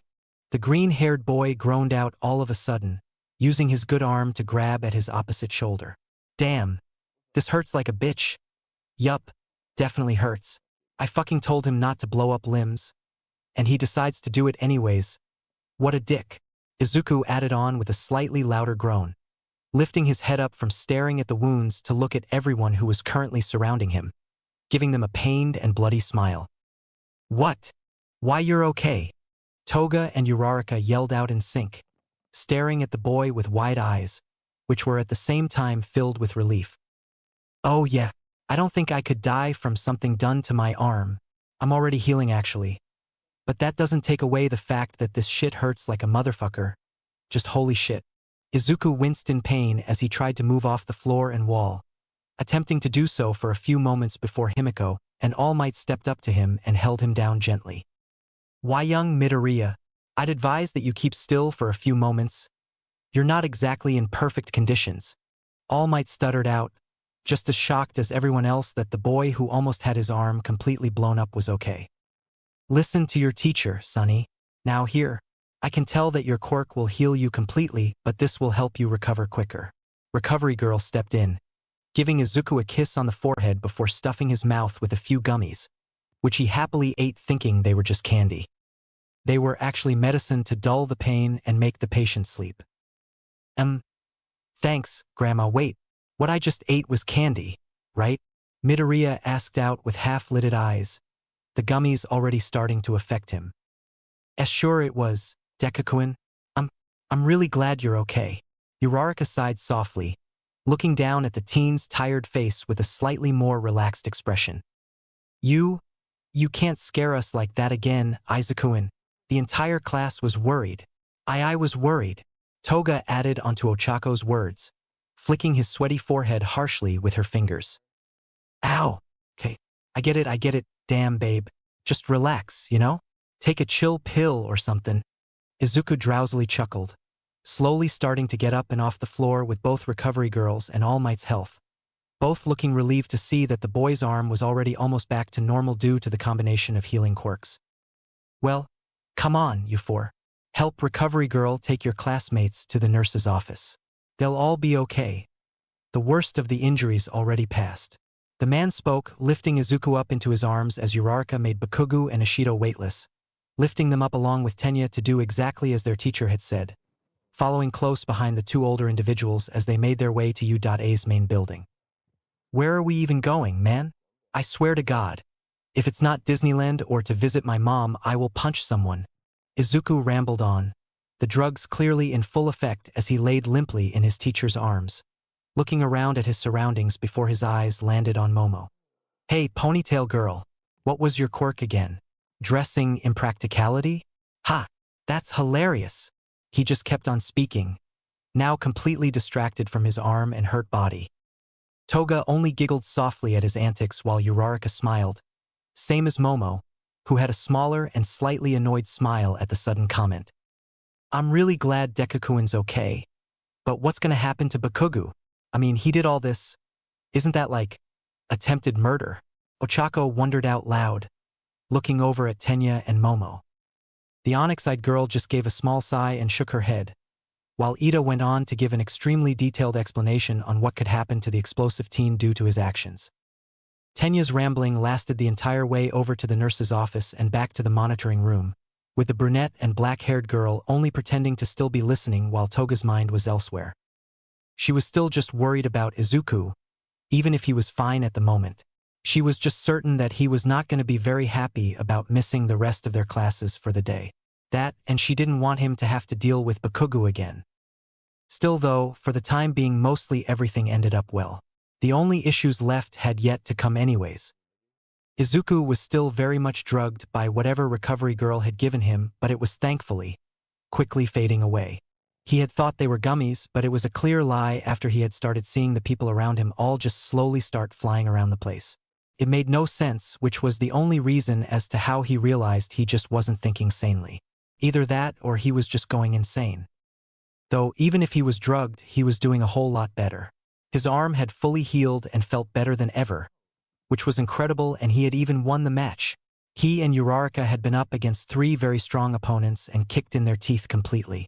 He was extremely proud of himself and the Gravity Girl, especially Ochako since she managed to win it for both of them. As he quickly began to feel more and more like himself though, he immediately sat up on the bed he was laying down on and checked the clock. About 20 minutes had passed since he was completely out of it, meaning he had missed 2 of the battle trials, which he was really interested in seeing. He really just hoped that there'd be a chance to watch them over later. Fuck. Maybe I should have just played it safe. I could have just thrown all my knives at him and then kicked his shit with the baton. Izuku spoke out loud, slowly shaking his head at himself before letting out a sigh, throwing himself back down against the mattress, only to instantly sit up once again with wide eyes. Wait, my things are okay, right? That was all so expensive. I can't make my mom pay for that. God. Fuck that Pomeranian-looking asshole. What a piece of shit. He groaned softly, swinging his legs over the edge of the bed before hopping off, stretching his body to get rid of the slight soreness he felt. The green-haired teen just kept on going until completely freezing as he heard a voice speak up. Giving me a show, Midori? Mina suddenly spoke up with a small giggle, looking over at Izuku from her own bed, which was a little farther off than the one the boy had used. I mean, I'm not complaining, but aren't you with Toga? Or was it Kami? Oh, is it Ochako now? She stood up and off the bed again, walking over to Midoriya, who was just looking down at her with an amused grin. You're trying to build your own harem, huh? I didn't think you'd be such a playboy when I saw you. She smiled up at him, poking his chest playfully. Well, I just might. And I mean, you don't even know me yet, Ashido. All you know about me is that I'm badass, a smart ass, and that I've also got a great ass. That isn't a lot to go off, is it? Izuku jokingly responded back to the pink-haired girl, keeping his eyes locked onto her own black Scara eyes with yellow pupils. Why are you bringing this up, huh? Got a crush on me after I saved you? He raised an eyebrow. I wouldn't blame you though. I am pretty damn hot. Though, kind of an asshole once you get to know me. He chuckled, his smile widening as he noticed Mina was blushing a bright lilac at his teasing. Cute. Izuku spoke playfully, letting out a quiet laugh as the admittedly attractive pink-skinned girl pouted and gently punched his chest with her fists. Stop talking. Just stop. Ashido yelled out cutely, puffing her cheeks out slightly as she lifted her gaze to meet his green eyes, pointing a finger accusingly at the taller boy. I just wanted to thank you for saving me. I know what happened, and how you ended up with your arm basically destroyed and half your body covered in burns. She started, small pools of tears welling up in her eyes. And I know you have a regeneration quirk, but I don't. So if that blast would have really hit me, I don't even want to think about it. Thank you. Mina yelled again, throwing herself onto Izuku as she wrapped her arms around his waist firmly, burying her face into his chest as well. Midoriya, on the other hand, just stood there slightly shocked.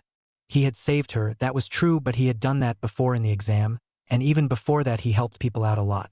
He just had never been thanked in such a genuine way before, which really just screwed with him. Still, he slowly wrapped an arm around her waist and hugged her back, bringing his other hand up to her head and gently patting it with a smile, letting out a soft chuckle. Well, you're welcome. Though I've never actually gotten injured that badly before, so I was still kind of risking it, but I'm pretty sure I'm just invincible. Izuku joked, still just holding Mina as she kept on hugging him. All right, Come on, girly. You can cop another feel later. I feel like the class is gonna get more and more worried the longer we're gone.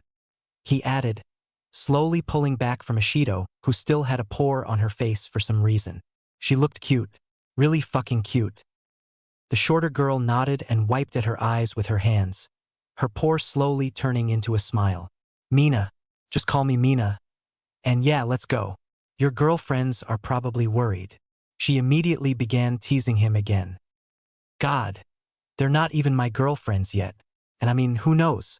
If I'm supposedly building a harem, I'll save you a spot. Midoriya quickly shot back at the pink-skinned teen, walking out of the nurse's office along with her. Hey, what happened to Boom Bitch? Is he doing okay? Oh, when I woke up he was being taken to the principal's office by Recovery Girl. Apparently blowing up a classmate's arm and almost killing another isn't really exemplary behavior. Mina giggled lightly and looked over Izuku's get-up, which hadn't changed much at all from their battle trial. He just nodded at her response. His outfit was still pretty much torn to shreds, or at least the top half of it. He only had about half his torso covered while having the rest of it completely bare, just showing off his muscles without even knowing it. Well, he did know it. He just didn't really give a shit. He probably deserves whatever punishment they give him, and also, if you're checking me out, can I do the same with you? Pretty much all the class did already. And God, what the fuck are most of the girls' costumes? Did you fucking see Momo? Even Ochako wore a skin-tight suit. She's the most innocent girl ever. The green-haired teen shook his head and scoffed, looking over at Mina as the two continued walking towards the monitoring room, immediately taking notice of the teasing look she had. Mina was definitely gonna screw him over with the rest of their female classmates. Oh yeah? You've been checking us out, Midori? I saw most of the others looking over at us girls, but not you. Who's got the best costume then? No. Even better, who's got the best body? Huh. Ashido teased once more, leaning in as close to Izuku as possible as she whispered into his ear with a flirty tone. Even if that was a question that would make most people their age blush, Izuku simply scratched over the back of his head and shrugged slightly, still just almost nonchalant. I mean, shit, that's a hard question, you know?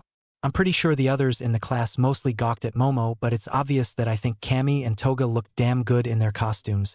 Jiro too. She looks cool as hell in her outfit. And you look really good too. You went for a skin-tight outfit with a body like that? Just sheesh. You probably expected to get some looks, didn't you? He answered back thoughtfully, glancing down at the pink-skinned girl, who had again turned a bright lilac as the two finally stepped into the monitoring room, with the rest of the class only staring at them. They had probably heard the conversation by how much their voices echoed through the halls. Oh, hey guys. Midoriya smiled, looking at his shocked classmates. Most of them were shocked anyways, with the exception of Todoroki, who just glared at him, as well as Kirishima, who was laughing heartily. Toga, Kyoka, Kami and Mina were actually blushing, while Ochako was staring over at Izuku with a very small pout. It's good to see you up and about, young Midoriya. We were just about to begin our fourth match of the day. It's Team H as villains against Team B as heroes. All Might gave an enthusiastic thumbs up before turning his back on the class to look at the monitors, looking for a different building to conduct the exercise in, as the layout for the others were already known. Izuku happily nodded at All Might's words and moved to take a seat in front of a few of the monitor screens, letting out a sigh. That was the exact moment the class erupted into questions filled with concern, awe, amazement, and embarrassment for some. Midoriya, you're okay. How the hell did you survive that? Zero shouted out. How strong is your regeneration quirk? Can it save you from death? Todoroki surprisingly spoke up again. Do you really think I look good in my costume? Jiro burst forward from the crowd of classmates surrounding Izuku, with All Might just standing back and letting them have a moment. Are you, like, actually okay, Izubaby? I was totes worried about you. What Bakubich did was not cool at all. Kami spoke up, walking up to Izuku with teary eyes just as he stood up, the blonde girl quickly wrapping her arms around his waist to hug him firmly. Okay. One at a time. Zero, I survived because of my quirk which rebuilt my arm completely and healed all the burns on my body. I've got no idea, Todoroki, and I don't really want to die to test that out. Kind of a creepy question if you ask me. Jiro, my answer to that is yes. You look badass and I'm sorry, Cammy. I just didn't want to give Boom Bitch the win. Izuku smiled and continued to let the gorgeous blonde hug him, looking over at Toga who stood close by with a small smile. She still clearly hated Cammy and every other girl who might have even thought about getting close to him, but she was getting better at handling things. Though, Izuku still did not understand how she became that attached to him in a day or so. That's so manly. Midoriya won his match and saved Mina. And now he even has a girlfriend. Great job, man. Kirishima enthusiastically yelled, giving Izuku a toothy grin. Yeah, we're glad you're okay too, even if we haven't spoken much. Good job. Sato smiled, filled with positivity. Though on the other hand, the green-haired boy just looked over at Toga again, who appeared just about ready to fight and win against both the spiky red-haired teen and the taller blonde. She apparently didn't like even when Izuku hypothetically dated other girls. Thanks, guys. Oh, who's supposed to be fighting now, by the way? I missed the other fights. I don't want to miss these. Izuku quickly shifted topics to save the two unsuspecting victims, letting out a small nervous chuckle. Ah yes, young Midoriya. It's Masahiro Ojiro and Mizo Shoji against Tsuyu Azui and Kami Utsushimi. We should get on with the fights or we'll run out of time. All Might spoke up with a nod, urging the students to get going to their respective spots. None of the students knew it, but the hulking man was slowly running out of time in his buff form. He only had about an hour left in him for the day. Ojiro, Shoji and Tsuyu quickly nodded and began to head out the door towards their respective building for the exercise, while Kami slowly pulled back from Izuku and planted a quick kiss on his cheek, running off immediately afterwards without another word. She just gave Izuku a wink. Oh, yeah. Totally not dating, huh, Midori? Mina teasingly giggled from his side. What? Deku-kun is dating Utsushimi-chan already? It's just the second day of class. Uraraka quickly called out, with her permanent blush marks appearing brighter than ever. No, he isn't. He isn't. I'm the only one who's asked him out on a date and we're going tomorrow. Stop shipping Izuku with random girls. Toga immediately yelled out in Izuku's defense. Well, she wasn't really defending him, just more so cementing herself as the only potential girlfriend for him. Oh, but what if Midori wants to go on dates with other girls, Toga-chan? Want to go out on a date with me, Midori? I'll make sure you have a good time. Ashido teased again, leaning in close to Izuku's ear, only to quickly be stopped by Toga. Nope, nope, nope, nope. Get away from him, you succubus. He's going on a date with me, not you. Himiko squealed out loud with a menacing look, though still slightly flustered as she remembered the compliments Izuku had given her before.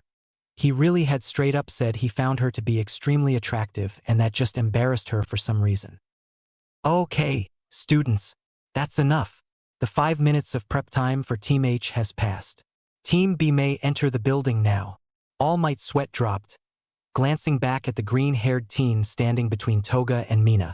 That was definitely a complicated situation, even more so if you mixed Ochako and Kami in there. Midoriya-san, it is improper to lead on girls and continue to date others. Have you no shame? Tenya suddenly spoke up, pointing an accusatory finger at Izuku. What? I literally haven't done shit. Ida, Toga and Mina started fighting. I just happened to be in the middle of it. Izuku defended himself with a soft laugh. Midoriya is already lost in a sea of darkness. I'd be surprised if he comes out of his situation unscathed. Tokoyami shook his head slightly and sighed, while Kaminari only yelled. What do you mean? A sea of darkness? He's literally got half the girls in the class trying to date him. He even has some of the hottest one. That's not a sea of darkness. He's just drowning in women. The electrical quirk user lamented, pounding his fist against one of the nearby tables. Students, enough about young Midoriya's love life. The match has already begun. All Might called out once more, directing the class attention towards the monitor screens, which showed Kami and Tsuyu making a quick infiltration into the building. Oh, this'll be interesting.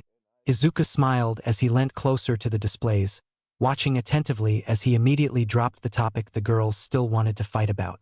The dating thing would just have to wait until later on.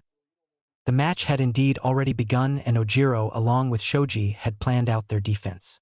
They had set themselves up on the third floor of the six-story building in a room near the corners, without any windows. Shoji and Ojiro used their combined strengths to move most of the boxes in the floor to the room they had chosen to set up in, filling it up to hide the bomb among the others. That was all the preparations they made, as they just assumed it would work well. It would just look like a room filled with boxes, so it didn't look like anything special. After they were done with that, Ojiro decided to scout through the building as soon as the match began, while Shoji kept himself in place, defending the room. On the other hand, Kami and Azui had a very decent plan, which just so happened to counter their tactics. Okay, so, I get that your quirk gives you the abilities of a frog, which is super adorable, by the way, and it means you can stick to walls, right? Kami happily asked Azui, who croaked softly and nodded, giving the blonde a small smile. Yes, Jero. I'm guessing you want to climb up to the roof with me then and sneak in. Ribbit? Also, call me Tsu. The frog girl spoke. Okay, Tsu. And that was totes my plan. I'm glad we're, together in this. You're super smart and totally cute too. We should be besties. The excitable blonde giggled, wrapping her arms around Tsuyu, who blushed lightly and continued to croak happily. Thanks, you're cute too, Kami-chan. Ribbit. And you're lucky to have Midoriya. He's something else, isn't he? The shorter of the two slowly pulled away from the hug, looking up at Kami with her two bigger black eyes.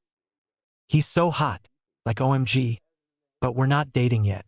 The blonde psycho wants him too, and I'm fine with sharing, but she's totally not lit about it. SMH. The gorgeous blonde lamented, shrugging her shoulders quickly afterwards. I can't even with her. But I'll convince Shorty about it. She'll be totally okay with it, lol. She smiled brightly, looking over at the building just as the time for preparation had finished up. Let's get going, Jero. I want to hear more about your situation, though. It's really fun. The green-haired girl nodded at her own words before leading the way to the building, letting Kami climb onto her back as she began to climb up the outside wall. In the monitoring room. I didn't think they'd take the roof to get in, but it's a smart move. They know about Azui's quirk, but not a lot about Kami's. The girls can use that to their advantage now. Plus, if Kami's illusions are widespread and last long, this match is already won for the two of them. Izuku started off muttering to himself lightly, with Toga still keeping herself glued onto her side as Mina had retreated to hang back with Toru, though Ochako had taken up Midoriya's other side. Tenya was also staying close just for conversation's sake.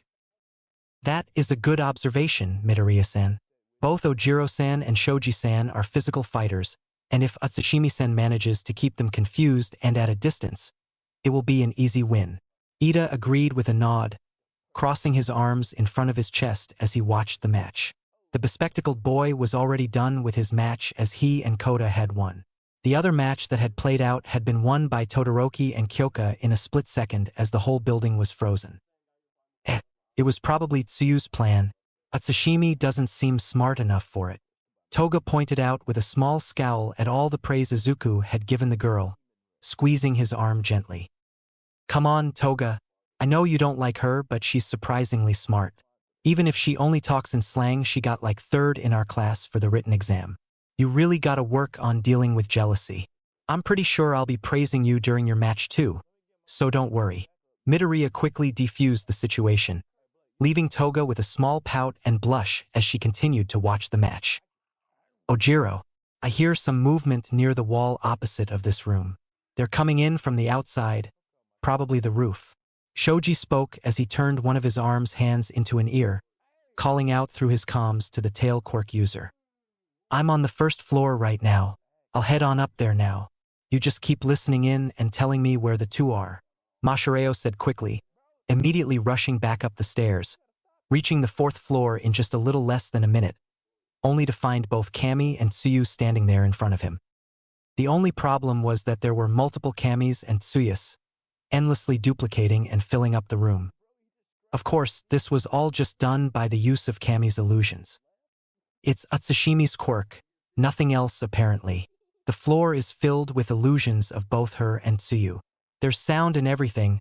I don't think I can find them like this. Just stay put, Shoji. Ojiro spoke out to his communications device, receiving a quick response from Shoji before beginning to walk through the now crowded hall, trying to find the actual two girls instead of the illusions. Sadly, that didn't work at all, as by the fifth step forward the tail Quirk user took, he was promptly knocked out and captured by Cammy, who simply chopped him on the back of the neck before completely wrapping him up in the capture tape. Myheroacademia Ojiro from the villains team has been captured. 6 minutes remain. And just as that announcement went off, the third floor was filled with Cammy's illusions as well, though they were weaker and slightly less realistic than before. Both the blonde and frog Quirk user quickly scoured the floor before finding Shoji in a room filled with boxes, deciding to plan out just a little bit more before heading in. Okay, so, literally what do we do? That big guy looks strong as hell. That's totally not cool. Cammy started, a little breathless from overusing her quirk and keeping it going while speaking. You distract him and I slip in, Jero? I'm faster and I crawl on the roof, land on him and wrap him in the capture tape. That'd work. Ribbit. Tsuyu quickly stated, the two girls agreeing on their plan before Tsu stuck herself onto the roof and crawled near the door, with Cammy rushing in while pouring out even more illusions. Coming in through the front door? That's not very smart, Atsushimi-san. Shoji spoke as soon as Cammy had stepped into the room, swinging one of his arms at the blonde, which she quickly managed to dodge before falling on her butt, with the hulking six-armed man approaching her once again. He was a second away from swinging his arm before he managed to hear Tsuyu coming in to kick him. As he didn't manage to react fast enough, the frog Quirk user delivered a strong drop kick to the taller teen's face, dropping him to the floor before Cammy quickly wrapped both his hands up in the capture tape, smiling brightly as she did so. Hero team wins. Now come on back, you four, and someone get young Myheroacademia. I'm sorry about that kick, Shoji-san. I put a lot more power into it than I thought, Jero. Tsuyu quickly said and helped the boy up along with Cammy. It's all right, Azue-san. It was a good plan of action. Let's get going now, shall we? He spoke and asked, to which both the girls responded with a nod and smile. Izu baby, did you see how totes lit me and Tsu were? We literally kicked their asses. Cammy excitedly yelled out as soon as she and the rest of the participants for the training exercise entered the monitoring room, walking over to him with a bright smile. Oh yeah, Cammy. Nice job on that. You too, Tsuyu. Izuku responded with a small smile, slowly standing up from his seat and stretching out slightly, still only wearing his torn-to-shreds suit. Thanks, Midoriya-san, Jero. Call me Tsu, by the way. Azue responded with a small smile and nod. Oh, you guys were awesome. You were all like boom, blam, attack. That was so cool. Uraraka called out with a bright smile, throwing her fists in the air randomly. That was indeed an exemplary display of work, you two. Momo added on with a smile. They really caught us off guard, I guess. Myheroacademia sighed softly. I wish I could have done more, Shoji-san. He lamented, shaking his head slightly. It's all right, Ojiro. They had a smarter plan and more options. I'd say it was just a bad matchup. The six-armed teen spoke up, giving him 4 thumbs-ups and 2 smiles on his hands. It was a strange but heartwarming sight for some reason. You girls were so manly. That kick was cool as hell, Azue. Kirishima yelled out with a toothy grin. It was a pretty good match, actually. Heh. But you still managed to fall on your ass, Blondie. Toga giggled from Izuku's side, as he simply let out a sigh and shook his head lightly. LOL, like, why re you calling me Blondie if you're blonde too? Shorty? That's literally the cringiest nickname I've heard yet. LMAO. I even liked it better when you called me Big Boobs. Cammy immediately retaliated, giving Himiko a small smile before turning to Izuku. But she's totes right, Izu baby. I fell on my butt. Mind rubbing the soreness out of it? The curvaceous girl spoke seductively, leaning in close to Midoriya. That actually somehow managed to get a very soft blush from the green-haired teen, which he quickly tried to cover up but failed miserably as Mina, Toru, Ochako, and surprisingly Tokoyami noticed it too. He was just caught off guard. Ah, Midori's blushing, Ishido squealed out, pointing over at him. That's so cute. Both Toru and Ochako spoke up. Midoriya has indeed succumbed to the darkness that's been chasing him, I wish you good luck on your travesties, my friend. The bird-headed boy nodded at Izuku. Why does he get all the chicks? How does he do it, man? Kaminari yelled out disappointedly, grabbing onto Sato's suit and shaking the bigger teen. It's not fair. He won't be getting anywhere near your fat ass, you bimbo. Stop trying to seduce him. Toga defended Izuku, putting herself right between him and Kami. Oh, it's okay, Toga. Thanks for defending me. Can we move on, though? I'm sure this'll somehow advance the plot or whatever, but our sensei is kinda waiting. The green-haired boy pointed out, gently patting Toga's head, who slowly and happily leant into the contact. Ah, yes. Thank you, young Midoriya. I was just a little shocked by all your youthfulness, but make sure Midnight does not see it. That woman is something else. All Might laughed wholeheartedly and gave a thumbs up. Okay, students, just as always, who was the MVP for this match? Kirishima immediately raised his hand at this. It was definitely Azui. She managed to make the plan work and gave the two an entry point. And that kick she did was super manly. It was so cool. He excitedly spoke.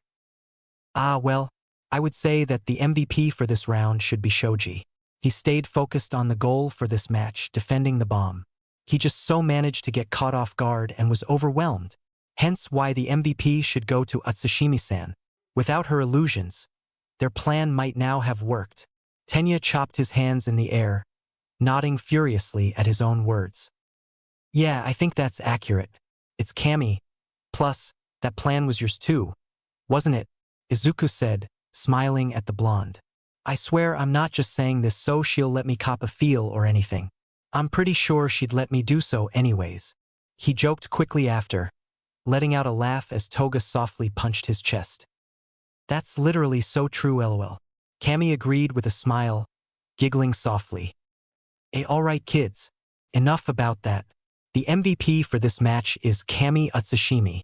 All Might quickly cut in before the situation got worse, as Toga once again looked like she was just a split second away from pouncing on Kami like she had done the day before. Oh, also, who were the MVPs from the last few matches? I was kinda rebuilding my mangled arm during that time in case you don't remember. The green-haired boy smiled. It was you, Koda, Todoroki, and now Atsushimi. The whole class voted for you, actually. Kyoka looked over at Izuku, crossing her arms in front of her chest with a small smile as well. It probably shouldn't have been me, actually. I could have ended the fight a lot faster if I had just fought seriously from the start. I think it should be Uraraka or Yaoyorozu. They did their job and stuck with it till the end. I ended up with my arm almost blown off for not fighting with all I had. He sighed out and chuckled nervously, as All Might looked at him with what he imagined was a slightly disappointed smile. Well, it's good that you're reflecting on your past actions. Young Midoriya, next time do not go easy on your classmates or we shall never know your true potential as a hero. You will still be the MVP for your match though, as the plan devised was yours and most of the takedowns as well. Not to mention you saved young Ashido. All Might gently reprimanded the teen, giving him a thumbs up before deciding to move on to the final match. Now, the final match will be Team C as heroes versus Team D as villains. Get going, students. The buffed-up hero ordered, pointing towards the doorway so the students could leave and get into positions, though was shortly interrupted by Bakugu, who stood there shell-shocked at what Midoriya had said earlier. The explosive Quirk user had his hands crackling in anger, trying to hold back the bigger explosions out of pure rage. This was only for the sake of keeping his promise to the principal, which was that he wouldn't attack or act out on another student again. You went easy on me, you useless shit? Katsuki asked, rage evident in his eyes. God, the edgiest hero ever is back. Yeah, I went easy on you. I already got scolded for it and everything won't happen again. I'll just kick your ass without you destroying my arm next time. Boom bitch. Izuku waved his hand with a sigh, ignoring the louder explosions that came from Bakugu's palms as he turned towards Toga and patted her head softly again. Good luck. I'm hoping you'll get MVP. He smiled. I'll fucking kill you next time we fight, Deku. I'll kill you and that blonde freak. The dirty ash blonde-haired teen snarled. Midoriya just sighed and turned around to face the explosive teen, decking him on the face with a solid punch as the class just exclaimed in surprise. with All Might included, who quickly put himself between the two former friends. Both of you, stop this at once or you will be sent to the principal's office again. You already got your warning, young Bakugu. Do not act out again or you will be expelled. And control your emotions, young Midoriya. Fine. But I just want Boom Bitch to know one thing. He already destroyed my arm, baton and guns. Hell, he wrecked my costume that was designed by my mom. That's already enough for me to want to beat the absolute shit out of him, but if he goes around insulting any of the people in the class, he's gonna come out worse than I did from that battle trial. So watch it, you edgy fuck. Izuku spoke up in defense of himself and the rest of the class just as a warning, looking at Bakugu with an alarmingly serious expression and attitude in comparison to the green-haired boy's usual nonchalance. Katsuki's eyes had only widened during that interaction, his hands still setting off small explosions as he snarled and turned away from Midoriya. Enough of that now, young Midoriya. I understand your feelings, but do not act out on them now or in the future. Now, Team D and C, go prepare for your combat practice. All Might spoke, trying to get a hang on the situation once more. Why yeah. Come on guys. We all want to watch the last match already. Kaminari said with a nervous chuckle, urging the teams to get going. Come on, Sato. Let's go show off our manliness as heroes. Kirishima gave him a grin, already just skipping over the tense atmosphere and dragging the big-lipped teen out of the room. Toru quickly walked up to Toga and poked her in the shoulder, the blonde girl jumping in surprise a little as she turned to face the invisible girl, a bright blush evident on her cheeks at how Izuku had defended her fearlessly. Let's get going, Toga-chan. We've got some butt to kick. Hagakure threw her arms in the air, starting to lead the way out. I'll be right there, Toru-chan. I just need to get something really quick. Toga gave her partner a fanged smile, turning to face Izuku once more. Thank you for that, Izuku-in. I just have one small request before I go. The Yandere shuffled closer to her crush, whispering something into his ear to which he nodded at before quickly heading out of the room with her. Just about a minute passed before Izuku made his way back into the monitoring room and Toga ran off with Toru to plan out their defense, simply walking back to the chair he was sitting in beforehand, completely ignoring the imprint of lips and small fangs on his neck. Also, the fact that his hero costume was missing and that he only wore shorts now. The class noticed. They all did and just decided to keep quiet about it even through their reactions. Ochako had immediately blushed along with Kyoka, while Kami and Mina had small pouts on their faces due to the very clear spot where they assumed Himiko had bitten into. Other than that, they were happily looking Izuku up and down as he was only wearing shorts. Most of the girls in the class were, while the boys just decided to ignore the absolutely strange scene in front of them. Outside the designated building. Okay, man, I think we should just rush in there. With my hardening and your power-up, we'll probably be done quickly if we push through. Blondie's quirk doesn't work here and Hagakure is only invisible. We got this. Kirishima spoke up with a toothy grin, which Sato responded to by nodding happily. Back in the monitoring room. They're fucked. That's all I gotta say. I mean, just look at the cameras where Toga and Hagakure are. They aren't even preparing, just standing near a window to rush out. Izuku leaned back in his seat, gently rubbing his hand over the small bite mark on his neck, which had already disappeared. How can you be so sure, Deku-kun? Both Kirishima and Sato look really strong. Ochako threw her fist in the air, simulating some random series of punches. Also, why is your, hero costume gone? Izuku smiled and shrugged at that.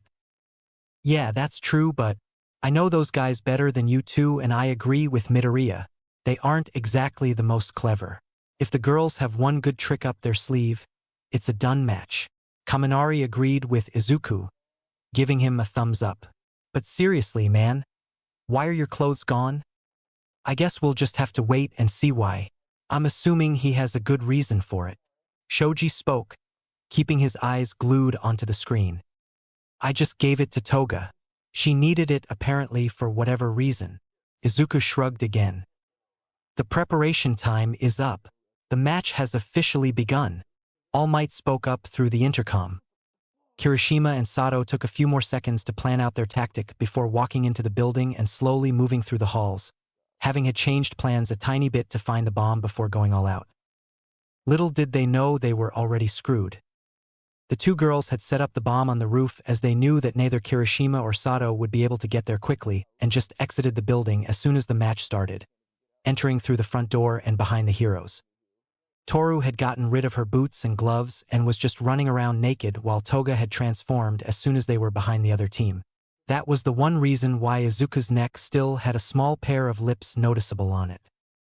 The blonde girl had transformed into him and was wearing his costume. Hagakure was sneaking close to Sato while Himiko just decided to call them out and distract them for a little bit. "Hey guys, sorry but All Might sent me in to check your comms. He said they were malfunctioning or something, so I brought you new ones." Toga as Izuku spoke up, showing a small device on her hand, which was the one she supposedly had to use. "Oh thanks man, we haven't really tried them out yet, so we didn't notice anything wrong with them." Kirishima chuckled and walked closer to the disguised girl, with Sato following close behind him.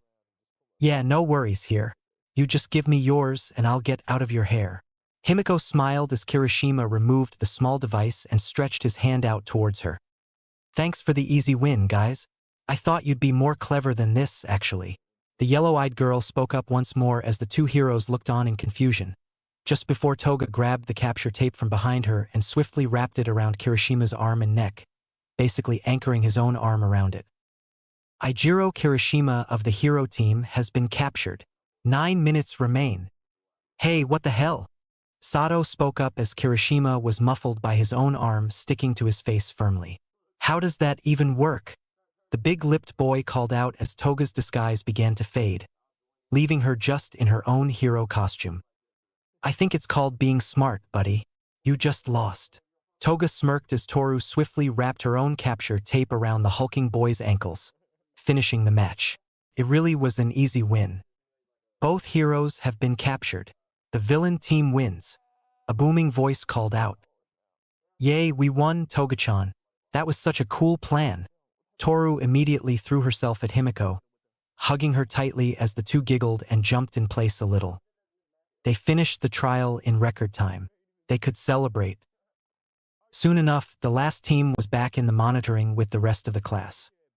Kirishima and Sato were reasonably sad and disappointed at losing so quickly, without even giving a fight, while Toga and Toru were over the moon with the results. Hagakure was excitedly speaking with Mina and Tsuyu about the match while Toga, being the Yandere she is, immediately stuck herself with Izuku, constantly blushing as she struggled to keep eye contact due to him being basically half naked.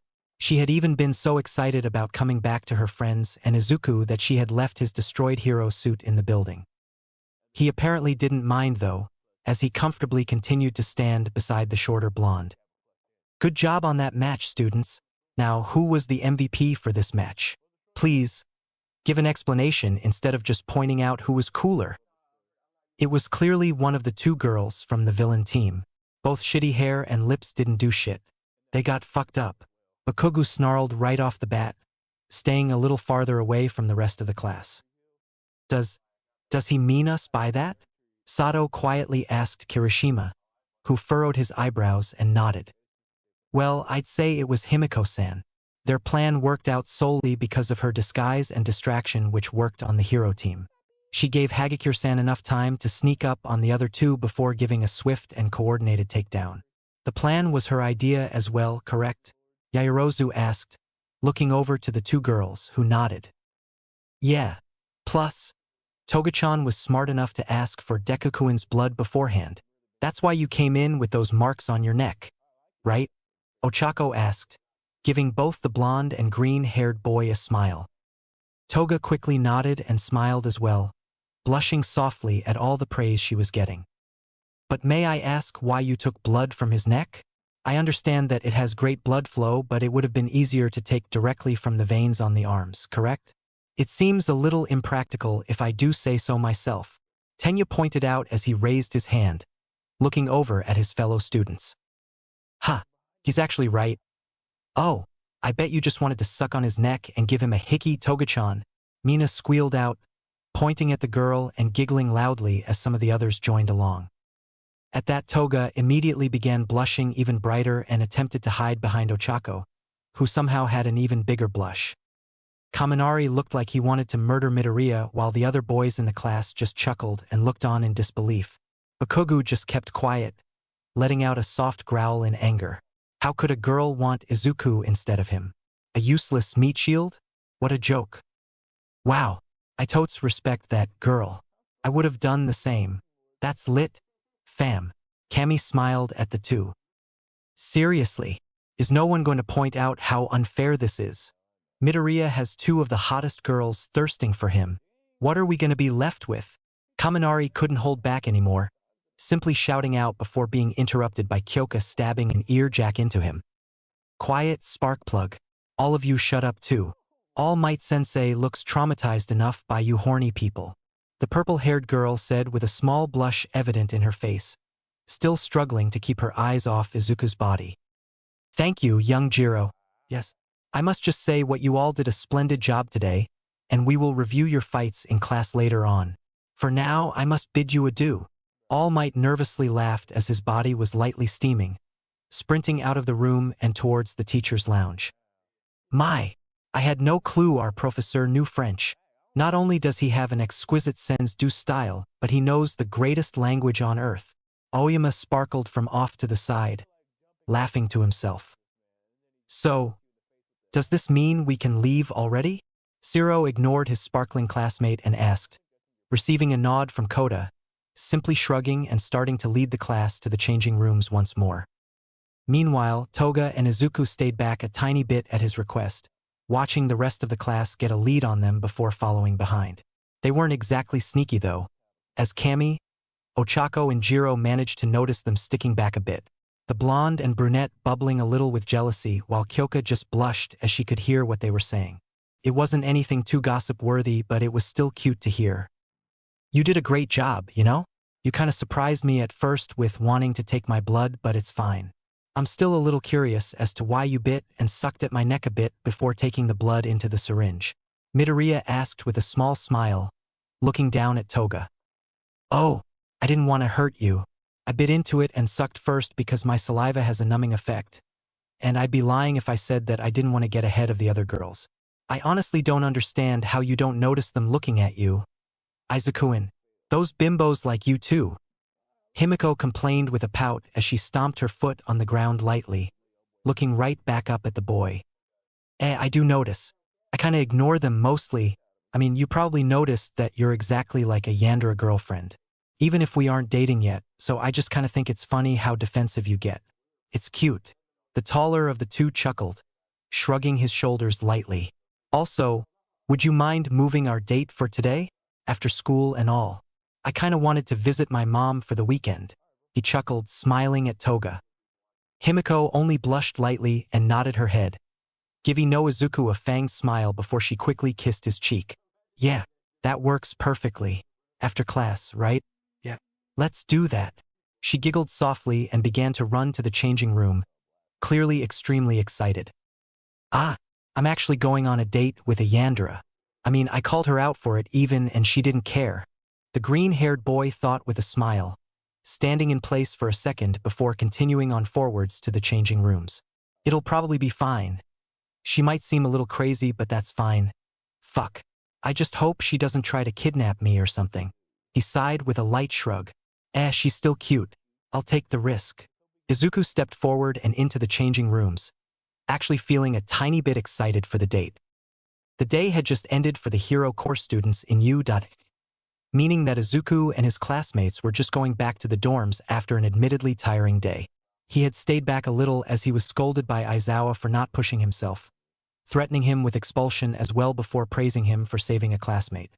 It was nice of him to say so and all, but because of the scruffy teacher, the green-haired boy was going to be late for his date. Well, not late just yet, but he wasn't going to have a lot of time to change into a different set of clothes if he didn't rush.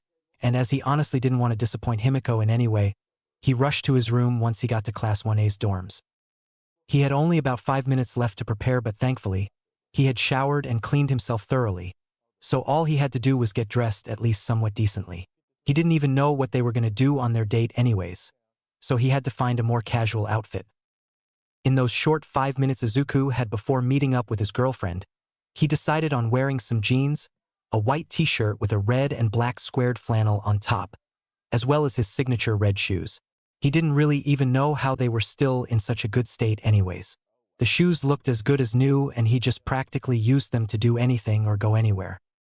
Soon enough, he was downstairs in the building's lounge area waiting for Toga, simply sitting around with Kaminari, Kirishima, and Todoroki. The two more excitable boys were playing video games while Todoroki was simply reading a book while sitting on a nearby couch, as silent as ever. "So, why are you all dressed up, Midoriya? I kinda was expecting you to pass out in your room after the day you had. Getting your arm blown up," Kaminari said with a slightly nervous chuckle, keeping his eyes locked onto the TV screen in front of him. Even if Izuku did just pass the injury off like nothing and reassured the class that he could take that and probably more, it still made them all uneasy. "Yeah, that's true. I mean, your quirk works like recovery girls, right? It's gotta drain your energy a ton to recover from something like that," Kirishima added on, absolutely demolishing the electric quirk user in the game the two played, and surprisingly, for once, Todoroki looked up from his book because of the question.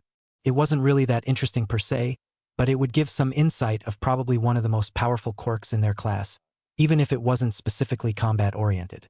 It could regenerate a completely mangled arm in a few minutes. What else could it do exactly? Izuku snickered and shook his head slightly, leaning back on the couch. "I'm going out with Toga. She asked me out on a date yesterday and I just said yeah. Also, nope. My quirk doesn't take my energy or anything. It's just regeneration without many drawbacks. Or any that I know of. It kinda makes sense though, you know? It isn't combat-oriented while you all have extremely powerful quirks. I gotta at least be able to rank your attacks. And still, it boosts me up a little bit. Like strength-wise, speed-wise, and durability-wise. I think the most I've lifted has been something like 800 pounds. But that's not a lot considering some of the strength-enhancing quirks that exist."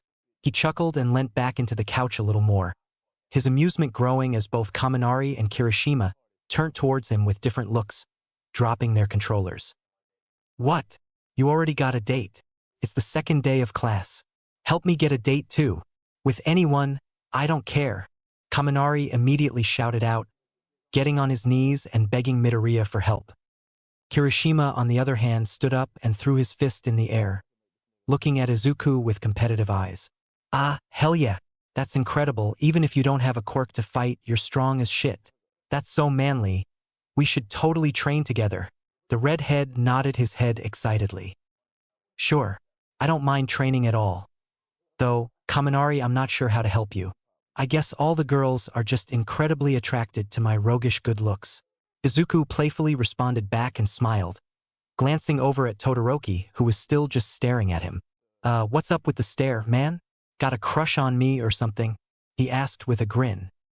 Todoroki shook his head and shut his book before standing up, starting to walk out of the room. "You're just weaker than I expected is all. None of you pose a real threat so far, which is disappointing." He spoke in a monotone voice, disappearing into the elevator. Kaminari and Kirishima just looked on in shock at the bold declaration, while Izuku laughed and shrugged his shoulders. "Wow, another cocky asshole in the class along with Boom Bitch. I guess we'll just have to beat it into his head that we're better or equal to him. Huh. Yeah, we'll show them, man." Kirishima gave the green-haired boy a toothy grin and clapped Kaminari on the back, urging him to follow along and get changed to train even more for the day. "I'm pumped up now. We're gonna train. Good luck on your date, Midoriya." The two strangely friendly guys disappeared up the stairs as well, leaving Izuku alone for a few moments before he heard the elevator ring, quickly looking over at it and smiling as he saw Himiko basically run out with a fanged smile and small blush. "Izukuin, you look so good in that, and I even thought you looked great in the university's uniform." Toga stopped once she was just a few inches away from Izuku, looking up at him with content and curious eyes. "Thanks, Toga. You look really good too. Cute and hot, actually." He smiled and complimented her, looking down and over her outfit, which was just a simple pair of white sneakers, a white skirt, and a light blue sweatshirt. She also wore her hair in her signature buns. At his compliments, Himiko's cheeks just blushed even brighter than before, and she gently punched his chest in slight embarrassment before leaning back into him and grabbing a hold of his hand, immediately starting to lead him out of the building. "Come on. Let's go so we can make out later and do boyfriend-girlfriend things. She giggled softly, still dragging the boy out. We're not dating yet. Still, why not? But why the rush? We've got plenty of time, and I kinda just planned out 2 places where we can go to anyways. Midoriya asked with a small tilt of his head, looking down at the still blushing blonde. It's because those other bimbos wanted to see you before our date. I don't even know how they found out about it, but that pink girl and Uraraka-chan wanted to talk to you for some reason. I don't want them to interrupt us. Now let's go. What's the plan for today? Himiko nodded her head and latched onto Izuku's arm, holding onto it firmly as the two walked side by side and out of campus. The boy knew they probably had to get permission or a pass, but they were only going out for a few hours. It'd be fine anyways. Izuku also decided to just pay no mind to her explanation, as it didn't really matter since Himiko had already dragged him away. Oh, I was thinking we could go out to a cafe and eat something. I'll pay and everything. Then probably bowling or an arcade. That could be fun, right? He suggested, following Toga's lead towards the bus station which would take them more into the city. Toga happily nodded and grinned, taking a seat on the bus stop along with Izuku as they waited for the vehicle to come. For some reason, Izuku had a weird feeling about the date. He was thinking that it would be a good date either way, but he couldn't shake the bad feeling he had. After most of the afternoon passed, the two were already done with the arcade and had arrived at the coffee shop, ordering their desired drinks before sitting down on a bench outside of the store, just looking out at the surprisingly busy street. It was a weekday and the city was flooding with people for some reason. Even the arcade was filled. You know, I was actually kind of surprised when you kinda glued yourself onto me the first day of class. Izuku smiled, taking a short sip of his iced tea. Not that I'm complaining though. Himiko immediately perked up. Really? I mean, I've already said I think you're really hot, so that's surprising. I was thinking that you probably already had a girlfriend back then. You have kinda like a popular guy vibe, you know? Being funny, hot and all. She giggled. Ah, not at all actually. School before you now was pretty much like a smelly sock doused in dog shit which was then swallowed and vomited out by a horse. It was terrible. He chuckled, scratching over the back of his head.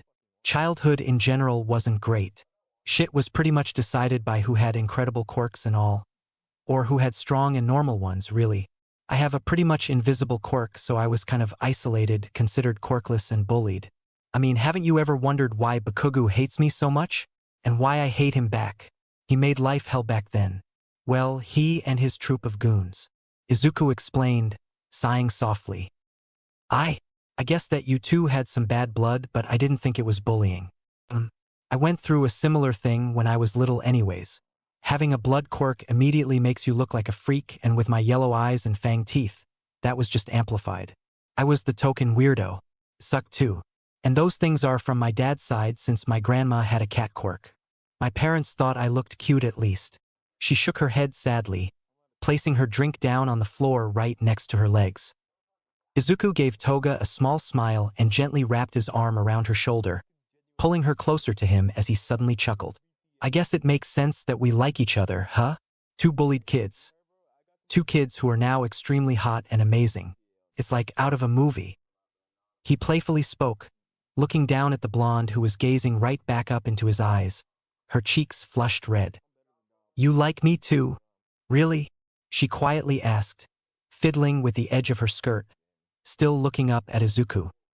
Well, yeah. I thought it was pretty obvious when I immediately agreed to go on a date. I found you cute then, and now I find you even cuter. I also want to know more about you too. And I have always wanted kind of a Yandere overprotective girlfriend. Kind of a dream of mine. He smiled a little wider, slowly sliding his arm to be around Himiko's waist as she became even shyer, hiding her face against his shoulder. A shy Yandere too. I hit the jackpot here. The green-haired boy playfully spoke, getting a light giggle from the girl. I'm not a Yandere. I just get jealous easily. Really easily, even with guys I'm not dating yet. That sounds like a Yandere to me, Toga. Though I don't really give a shit. We haven't even talked much or known each other for long, but I'd say we'd make a good couple. Or at least I'd like to get to know you better that way, you know? Izuku said, once again smiling down at Himiko as she pulled her head back from its hiding spot. And that way you probably won't have to be nervous or scared of other people flirting with me, right? An official couple should be untouchable. Probably. It's also been a pretty good date so far. At least I think so. He snickered lightly. Toga immediately sat up at those words and furiously nodded her head, wearing an excited smile instead of the shyer one from earlier. It's been a great date. I've had a ton of fun and we beat those little kids at the arcade. That was even better. She laughed almost manically at the events that transpired just a bit ago. And I would definitely like us to be a couple. Even if we don't know each other that well, we'll be learning more constantly then, and those other bimbos will back off. Toga giggled softly, slightly leaning over to pick her drink back up off the ground and taking a quick sip as she looked right back towards Izuku. This does make us a couple, right? Boyfriend and girlfriend?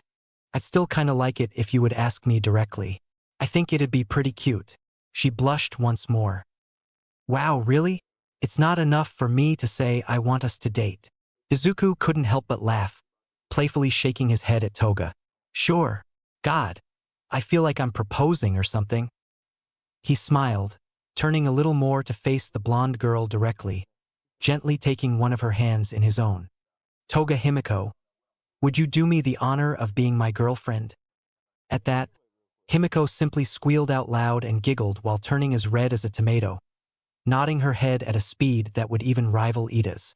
I would low. The excitable blonde started before getting interrupted by loud screams coming from the far side of the street, just when they were gonna officially start dating. What a fucking mess. For fuck's sake, the blood Quirk user instantly yelled out in anger because of the interruption, standing up and looking towards the origin of the sound, with Izuku doing the same. A massive crowd of people was running towards the two before passing them, still rushing away from something, screaming and yelling in panic. Run! Those are villains. Run away! Where are the heroes? Hide quickly! The callouts could be heard coming from the panicked crowd, who kept running as Izuku and Toga stood there. The green-haired boy quickly searched for the supposed villains and found one of them, ripping an ATM from off the ground before smashing it and taking the cash. That only indicated super strength along with the hulking physique. He did have a shitty outfit though. The second villain was noticed by Himiko, being a young woman who was somehow pulling chunks of concrete and dirt off the ground, using smaller pieces to scare and hurt the escaping crowd. Once the threat had been identified, Izuku grabbed a hold of Toga's hand and ran back into the coffee shop along with her, ducking inside and hiding from sight. There was a big problem though, as the store was still filled by people hiding away. If one of the stores was filled, then the two heroes in training could only assume all the nearby ones were too. The panic from the escaping wave of people was very easy to notice. Okay, shit. You saw the two, right? One with what I can only assume is a strength quirk and the other with some type of earth manipulation. Concrete, maybe? I've got no clear idea of the second one, really. Izuku started as he spoke to Toga. Both clearly dangerous and with strong quirks. And if this store has people in it, the boy pointed over to the people hiding with and around them, then all the others do too. Fuck. The possibility of civilian casualties is way too high if they keep just taking money from every ATM or store they see, not to mention that they clearly don't care about hurting people. He said, letting out a sigh. I think I have a plan. Himiko nodded at his words, her eyes filled with worry as she looked at the crowd gathered at the store with them before turning back to face Izuku. Wait. I get you want to help these people, but we're not even trained yet. It's the second day we've even been in the heroics course. Izuku. The blonde panicked slightly at him, simply saying he had a plan, hoping to stop him while still somehow knowing that nothing was stopping the boy from wanting to help. I know, I really do, Toga. But someone will get hurt if we don't try and help. Just hear me out. You're really fucking quick and silent, so I'm sure you can get people out of the stores and to safety. And I'm a loud, obnoxious asshole. I can get their attention, and once I do, I'll stall. You get people away, and I buy time until real heroes arrive. Midoriya said, carefully grabbing onto one of Toga's hands and squeezing reassuringly. Please just trust me on this. Fuck. Trust is an important part of a relationship, right? He chuckled sheepishly, eyes filled with hope and determination. Still though, even after he told Toga his plan, she didn't seem fully convinced at all. She was clearly hesitant and nervous, but after a few moments of thought, she gave Izuku a very slight nod. Fine, we're doing this, but stay safe. Don't risk getting hurt either. I fucking know you have a regeneration quirk, but I'm sure you can still feel pain. Don't do anything unnecessary. Himiko sighed out in slight annoyance, slipping her hand away from Midoriya's and grabbing onto his shirt, pulling him closer. She firmly pressed their lips together in a quick kiss before pulling back, pointing at him menacingly. We're fucking dating now too, okay? Don't be a dumbass. Don't risk shit, she repeated, pushing him gently and urging him to go. She looked incredibly determined and stern, though still had a bright blush on her face as she moved to get the other people out. Fucking shit. I have a hot girlfriend now. Maximum effort. I do this, then I'm making out with her at the dorms. Yup. Izuku sighed contently and stood up, casually walking out of the store and looking over at the two villains who were still just storing away the money from the first couple of ATMs they broke. Hey assholes. The fuck are you trying to do? Huh? I mean, clearly you're robbing and all, but why would you do it today? I was just on a fucking date, he called out, aiming to just annoy the villains. What is this? A fucking teenager trying to play hero? The man laughed out, pulling a large chunk of metal out of the broken down ATM on the street. You don't even look like much. Ha! What a joke. And he was on a date too. Maybe he's just acting cool for his girlfriend. The villainess laughed as well, pulling out a chunk of concrete off the sidewalk. Should we teach him a lesson? She smiled, all of a sudden flinging the massive piece of ground towards Izuku. The green-haired boy immediately rolled out of the way and stood back up, looking over at the villains with a smug smile. Really? That's it? God. I mean, no wonder I don't recognize you. You're probably just some shitty, grade F villains. What are your names even? Barbie and Ken. He laughed softly. Fuck, that's a good joke. I should write that down later. Izuku spoke once more, only agitating the villains further as the woman began to levitate more pieces of concrete off the ground, while the massive man tossed the metal he had ripped out again and began rushing at the boy. They weren't really the smartest duo of bad guys. That was pretty clear to Izuku. Meanwhile, Toga had just managed to get everyone who was hiding in the coffee shop away through the back entrance, following behind them and to safety before she returned to where Izuku was, hiding in the alley between two nearby buildings. She knew that her now boyfriend was probably one of the strongest in her class, or at least she thought so, and she was sure he could handle himself in most situations, but that still didn't reassure her completely about their situation.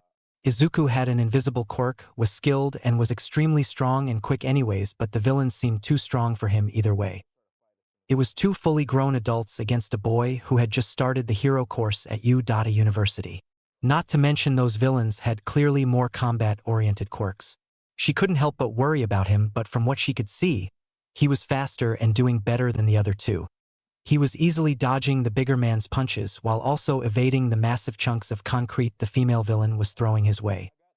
Still, she wanted to help the green-haired boy, so she immediately began looking for things or anything that might help him, as she knew that just jumping into the fight would only add more risk. She didn't have a combat-oriented quirk either. It would have just made Izuku worry more as well. So she did the best next thing and found a weapon he could use. Well, not exactly found. Toga simply managed to rip apart a pipe that ran up the side of the building and broke off a smaller piece, basically making a galvanized steel pipe that she hoped would help her boyfriend out. Izuku, catch!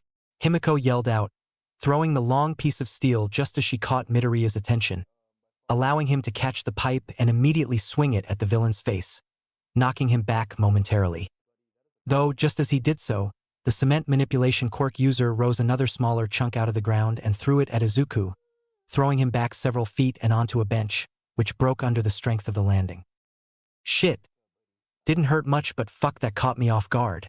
The green-haired boy winced slightly and picked himself up off the broken-down bench, just as the hulking villain came in for another attack, which was surprisingly stopped by two bright yellow spiral shockwaves. That simple attack managed to throw the villain off balance and knock him to the ground next to Izuku, who proceeded to slam the metal pipe to the strength-enhanced villain's head, knocking him out completely. Heroes are here then? He wondered out loud, looking back only to find no one at all, before looking up at the sky, finding a blue-haired girl wearing a uniform giving him a small wave. Izuku, are you okay?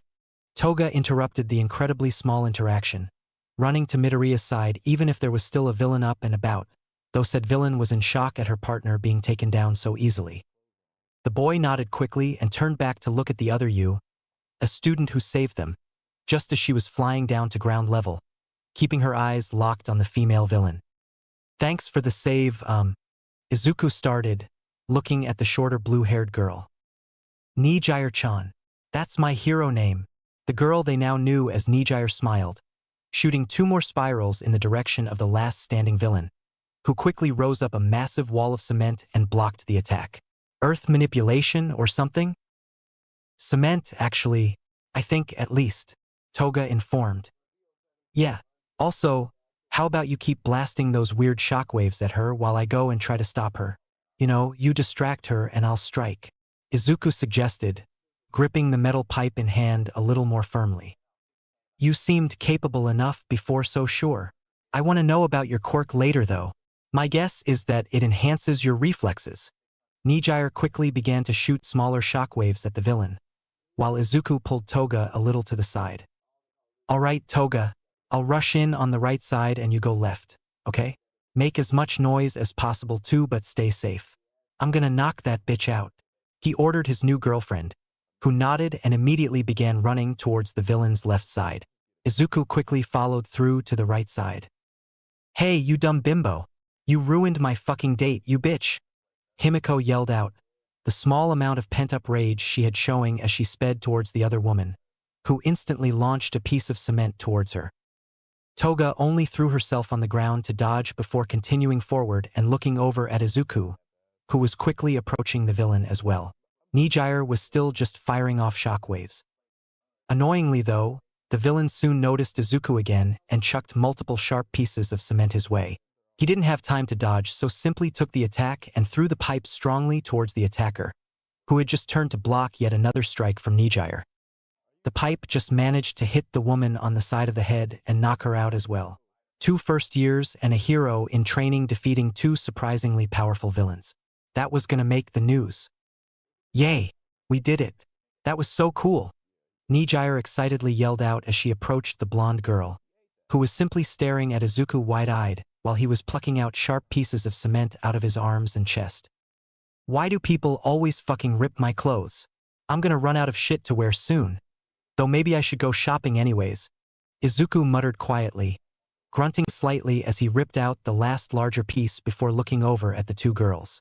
Nijire was practically speechless at the sight, which was pretty disgusting considering the boy was bleeding all over now. Himiko just ran to him and hugged him tightly. Thankfully the wounds had already healed, otherwise that would have probably hurt. Hey, I'm okay, Toga. Don't worry. He immediately reassured the blonde, hugging her back with one arm.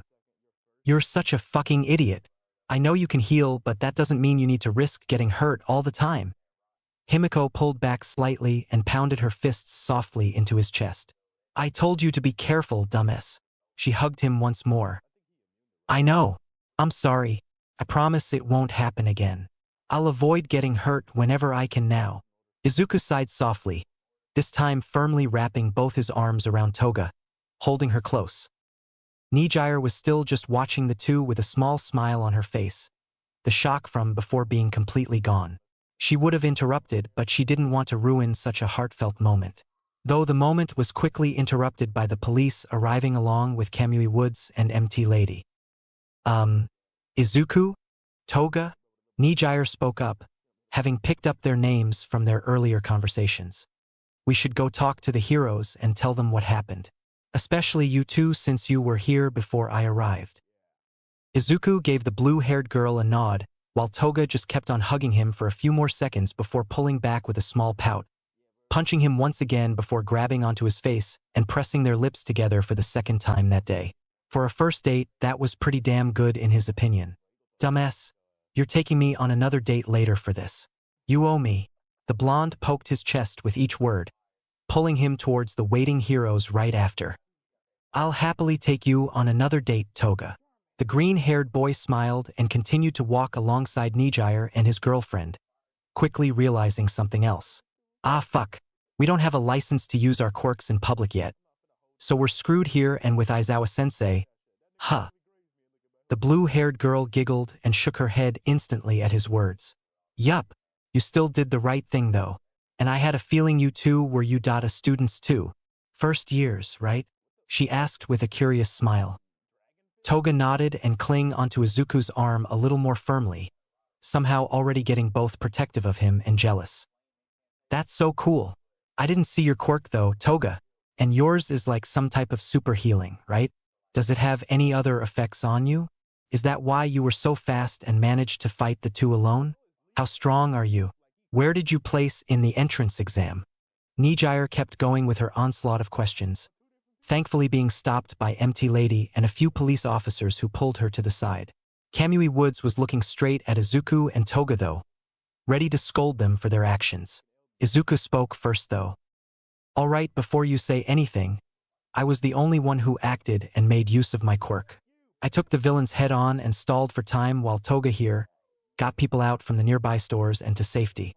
She didn't do anything wrong. I did, but even so, I never used my quirk during combat, only after I was injured when my body healed itself. I think that much should be evidenced by my bloody shirt and all. The green-haired boy quickly explained to the now speechless Kamui Woods, who managed to shake off the initial shock of the speech after a few short moments. I believe you, kid. I also think you did the right thing considering the situation you were in, but it was still risky. You should have only called the police and ran away or hid. But still, you three did a good job holding those two villains back and defeating them. Kamui spoke with a small sigh. That doesn't mean you're out of trouble yet. From Nijire-chan's loud voice earlier, I know you two are Udata students. The school will be informed of this. Izuku nodded and gave a small smile, shrugging his shoulders lightly. That's fine by me. Though I've got one question. Are those two villains well known or anything? They just had surprisingly strong quirks. I mean, with those they could have pulled something bigger than an ATM robbery. He asked, with Toga nodding along. They are actually.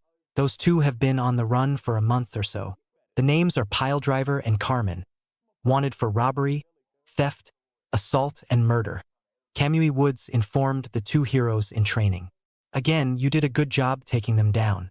I didn't see any of it, but the cameras around apparently captured the footage, which will also be sent to your school. The hero added on. Ha! Took down two villains and got a girlfriend in a single day.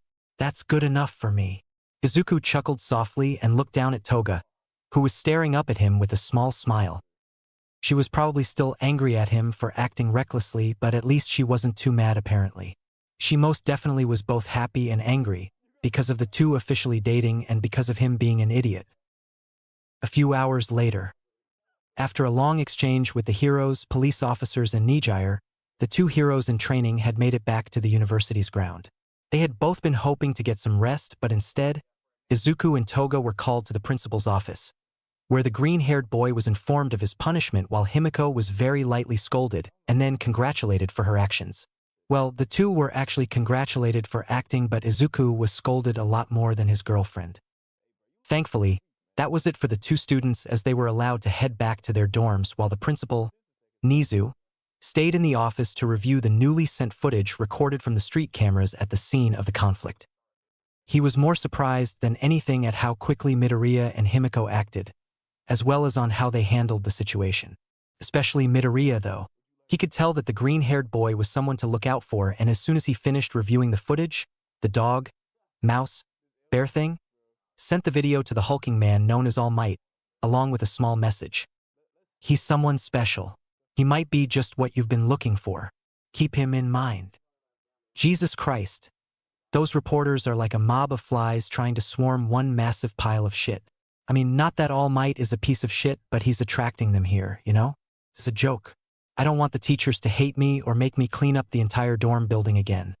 That was unfair. Who makes someone who fought villains clean up as a punishment? They even said I did good. It's bullshit. Izuku complained with a small and slightly frustrated sigh as he and Ochako walked to class, as the rest of the classmates were pretty much already in the classroom. They were just a few minutes away from being late, and it was kind of strange considering how everyone just rushed out, including Toga, who usually waited for Izuku. He just had expected her to wait even more now that they were dating and pretty much the whole class knew, but only Uraraka waited for him. She just didn't know how much he genuinely appreciated that. It just would have been like high school or middle school all over again, walking alone and doing everything alone really. Ochako had only laughed softly at Izuku's outburst, gently patting his shoulder. It makes sense if you think about it. You did good with the whole villain thing, but you came back with your shirt dripping blood, and if the teachers didn't punish you then it'd be like rewarding you for fighting villains, which we can't even do yet, Deku-kun. He smiled and nodded, scratching over the back of his head. Yeah, I guess that makes sense. We're only heroes in training anyways. Oh, and sorry about coming into the dorms with ripped clothes and soaked in blood. I didn't really have time to clean up. Midoriya spoke sheepishly. But maybe it was good. You guys will get used to seeing me like that then. Which is most likely going to be often since I kinda just heal quickly. Oh, and talking about quirks, your zero gravity is absolutely fucking terrifying. Terrifying? Ochako squeaked out with a small blush, looking at Izuku with wide eyes. I mean like terrifyingly good and all, but also really fucking scary. I mean, you could launch someone into space basically. Even I wouldn't be able to heal from that. Probably. I don't want to test that. He laughed softly, gently patting the brunette on the head. It's a really strong quirk, that's all I'm saying. You'll probably be a really good hero in the future. Now come on. We're gonna be late at this rate and Aizawa-sensei is ruthless with his punishments. After only a few more minutes, the two students had made it to their classroom just in time, basically only a few seconds before the bell rang. Now they were simply sitting down while they waited for their teacher to start talking. Izuku was basically laying down on top of his desk while trying to sleep, and Himiko, his now girlfriend, was just making googly eyes at the back of his head, which made Cammy and a few other girls in the class a little bit jealous. Right, so, you all performed fairly decently during the battle trials except for a few exceptions. These being Bakugo and Midoriya. Aizawa started with a sigh, zipping up his yellow sleeping bag as he apparently got ready to just about throw himself on the floor and sleep. Bakugo, you need to stop acting like a little kid. You have talent, don't waste it, and also be more careful and get a hold on your emotions. Almost destroying a classmate's arm is not something a hero would do. Work on handling your massive ego. The scruffy teacher spoke, looking at the explosive teen before redirecting himself towards Izuku. Katsuki scoffed but nodded slowly, looking over at the green-haired boy with a frown. And Midoriya, the bigger problem child. You have potential. You're clearly skilled and one of the better fighters in the class, but even so, that does not mean you can take these lessons lightly. You give it your all or I'll expel you, Aizawa said, tapping his fingers on the desk in front of him before shaking his head with a slight groan. You're smart. You know how to do that. And stay out of trouble. Getting your arm mangled and fighting villains illegally in a day isn't a good first look. Izuku gave the teacher a small smile and thumbs up, letting him go on. Now, you all have some homeroom business to take care of. The whole class went stiff at that. They were already absolutely terrified of Eraserhead since their first day with him. You have to pick a class representative. Deal with it yourselves, I don't care. Get it over before the period is done. The man said, slowly sliding down to the floor and laying down in his sleeping bag. In just about milliseconds, most of the class had sprung out of their seats and yelling out, everyone attempting to claim the position. I want to be class rep. Pick me. It's a job made for me, the manliest person here. Me too. I want to do it. Come on. I'll be the leader. You extras can follow behind me. Let me do it. Me. Izuku just let out a soft laugh at all the reactions as he leant back into his chair, shutting his eyes and tilting his head back in the hopes of sleeping, only to be pleasantly surprised by two soft cushions holding his head up. God. Is that you? Wait, does God have boobs? Midoriya opened his eyes and smiled as he saw Toga holding his head while looking down at him, letting out a soft giggle. She proceeded to gently wrap her arms around his neck as well, standing over him slightly. I mean, God could have boobs, you know, Izuku-in? Could be a man or a woman. Who knows? Himiko smiled, slowly taking her eyes off Izuku and looking around at the classroom before stepping back from her position, only to walk around her boyfriend's seat. She simply plopped down on top of his desk and poked his chest. Why aren't you trying to make a case for yourself, by the way? Pretty much everyone is. She was absolutely right. The only two students not actively involved in the yelling that was going on between the rest of the class were Izuku and Toga. Even the more reserved and quiet students like Todoroki and Shoji were making cases for themselves, although not with the same intensity as everyone else. Izuku only shrugged. I don't really want to be class president. It'll probably be too much work and it'll mean that I'd have to start taking things a lot more seriously, which I don't really want. And just think about it. This way we have more time for dates. Huh? No extra work means more time for doing random shit. He chuckled, smiling as the blonde blushed very lightly and giggled. That's true. But that also means there's more time for the other skanks here to try and take a shot at ya. I don't know how I feel about that chance. Toga complained. Nothing will happen, don't worry. I'm sure it'll be fine, plus, everyone knows we're dating.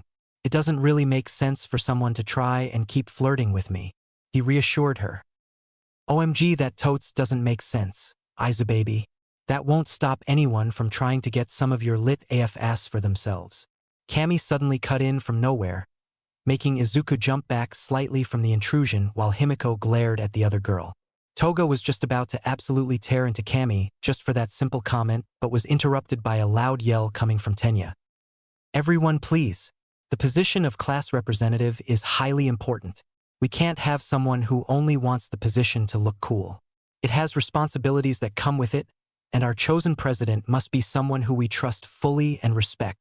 Ida stood taller than the rest and called out, raising his hand as if asking for permission to speak. He had just spoken louder than everyone else anyways. He didn't really need to ask for permission. How do you want to choose a class rep then, Mr. Roboto? Jairu spoke from her desk. We shall take a democratic approach towards this, holding an election and then deciding who will get the job by the amount of votes. At that, most of the class fell silent and nodded their heads slowly. More than half the class was hesitant to accept the proposal as it only lowered their chances at getting picked, while the other few members of the class were confident they'd win. I mean, would that even work? We don't really knock each other that well aside from a few people, Kirishima said after some thought. That is true, Jero. We've only known each other for a few short days. Suyu gave her input into the conversation. Most people will just vote for themselves, won't they? Hagakure waved an invincible arm to call everyone's attention towards her. That only means that the person chosen for the job truly deserves it. If people put their trust behind someone, then it makes them reliable and suitable for the job. Tenya nodded furiously. Won't people just vote for their closest friends then? Like Midoriya, for example. He'll probably vote for Himiko because they started dating. Momo made her way into the conversation. Izuku just shrugged and smiled at her comment. It was kind of true anyways. He didn't really care much for the presidential position in their class. Oh, then why not narrow the list down to potential candidates, Kinda like they do in America. Mina, who had been quiet but constantly bouncing in her seat, spoke up. That would work out perfectly. Incredible idea. Ashido-san, Tenya beamed. Aizawa-sensei, is this all right with you? The teacher, wrapped up in the sleeping bag, only grunted in affirmation. As everyone agreed to just hold a vote for a certain group of people, the class began to shout out who they thought should get the position of class president. The few nominated were Momo, Tenya, Izuku, Todoroki, Bakugu, and surprisingly Cammy. Just a few minutes later, the votes were counted. Momo Yaoyorozu 6 votes. Izuku Midoriya 4 votes. Tenya Ida 4 votes. Kami Utsushimi 3 votes. Katsuki Bakugu 2 votes. Shudo Todoroki 2 votes. Bakugu, as expected, was absolutely fuming but doing a surprisingly good job at holding back, while Izuku just stared at the board in disbelief. He was not expecting to get any votes whatsoever, except maybe one from Himiko or Kami, but that was it. After a few moments of silence, Momo finally decided to speak up. So, I guess that means I'm class president. What shall we do to decide the vice president?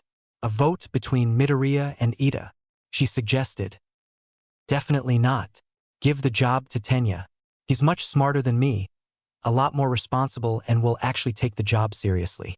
Anyone written on that board apart from me would do a good job. Midoriya quickly cut in, only hoping to be finally excused from having to even be a participant on the issue. He wasn't just being lazy. He really just thought other people would be better, and he even thought that about Bakugo. Oh, I mean, if it's Ida, then it's fine by me. Ochako piped in for her friend, showing a massive smile.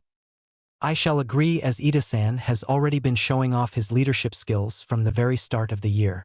He did organize this voting system to work and brought the class together. He will do a fine job. Even Tokoyami, the usually completely stoic classmate, spoke up. Bakugo growled lightly at the support the glasses-wearing teen was getting, while Tenya just looked over the class with a proud expression. Momo had a small smile on her face at the setup for class representatives, and on the other hand, Kami had just shrugged it off and went right back to pestering Izuku and Toga.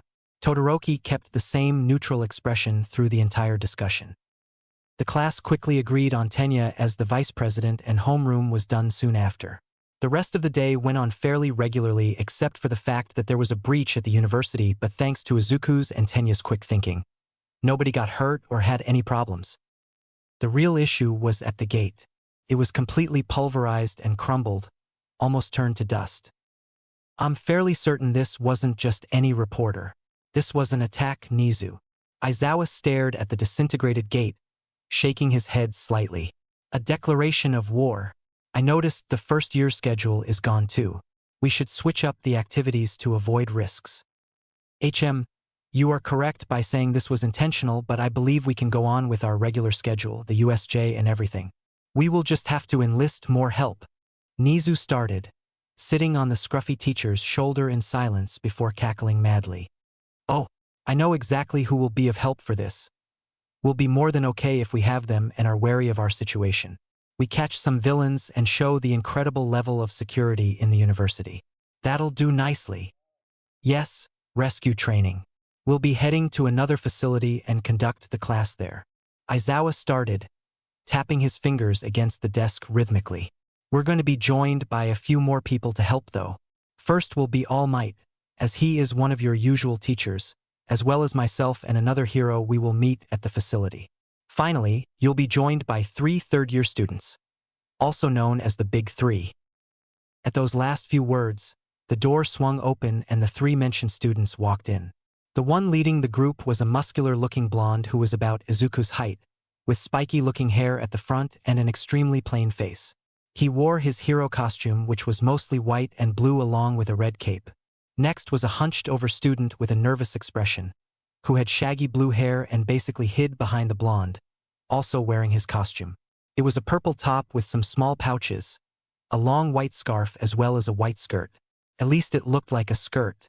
It was cool anyways. The last student of the 3 was, well, Izuku. Toga-chan, we're joining you for the USJ thing.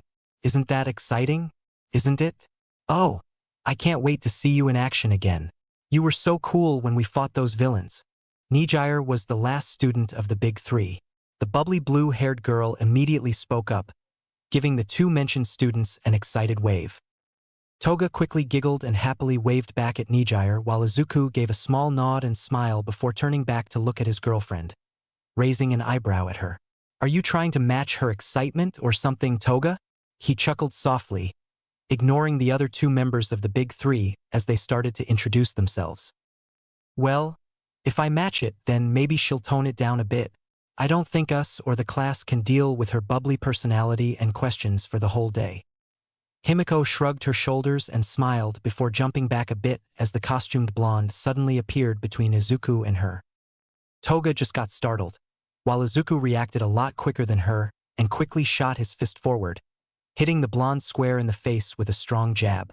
Shit, sorry. You just startled me. And where the fuck did you even come from? Is your quirk just interrupting conversations or something? The green-haired teen quickly said, pulling his fist back in worry. The blonde just still stood there, but his usual smile was replaced by a slightly more shocked expression. He managed to hit me? Are his reflexes even better than mine? And he's just in his first year, he thought in slight shock and wonder, quickly recovering from it. Don't worry about it. Nice punch too, by the way. and you'll have to guess better than that to find out my quirk. Now, pay attention. You already missed introductions. He walked back to the front of the class, leaving Izuku just sat there.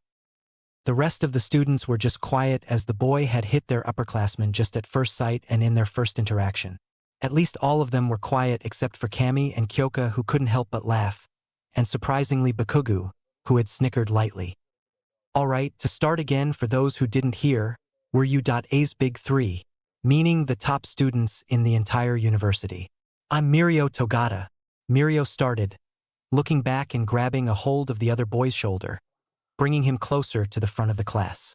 This is Tamaki Amajiki and she's Nijire Hato.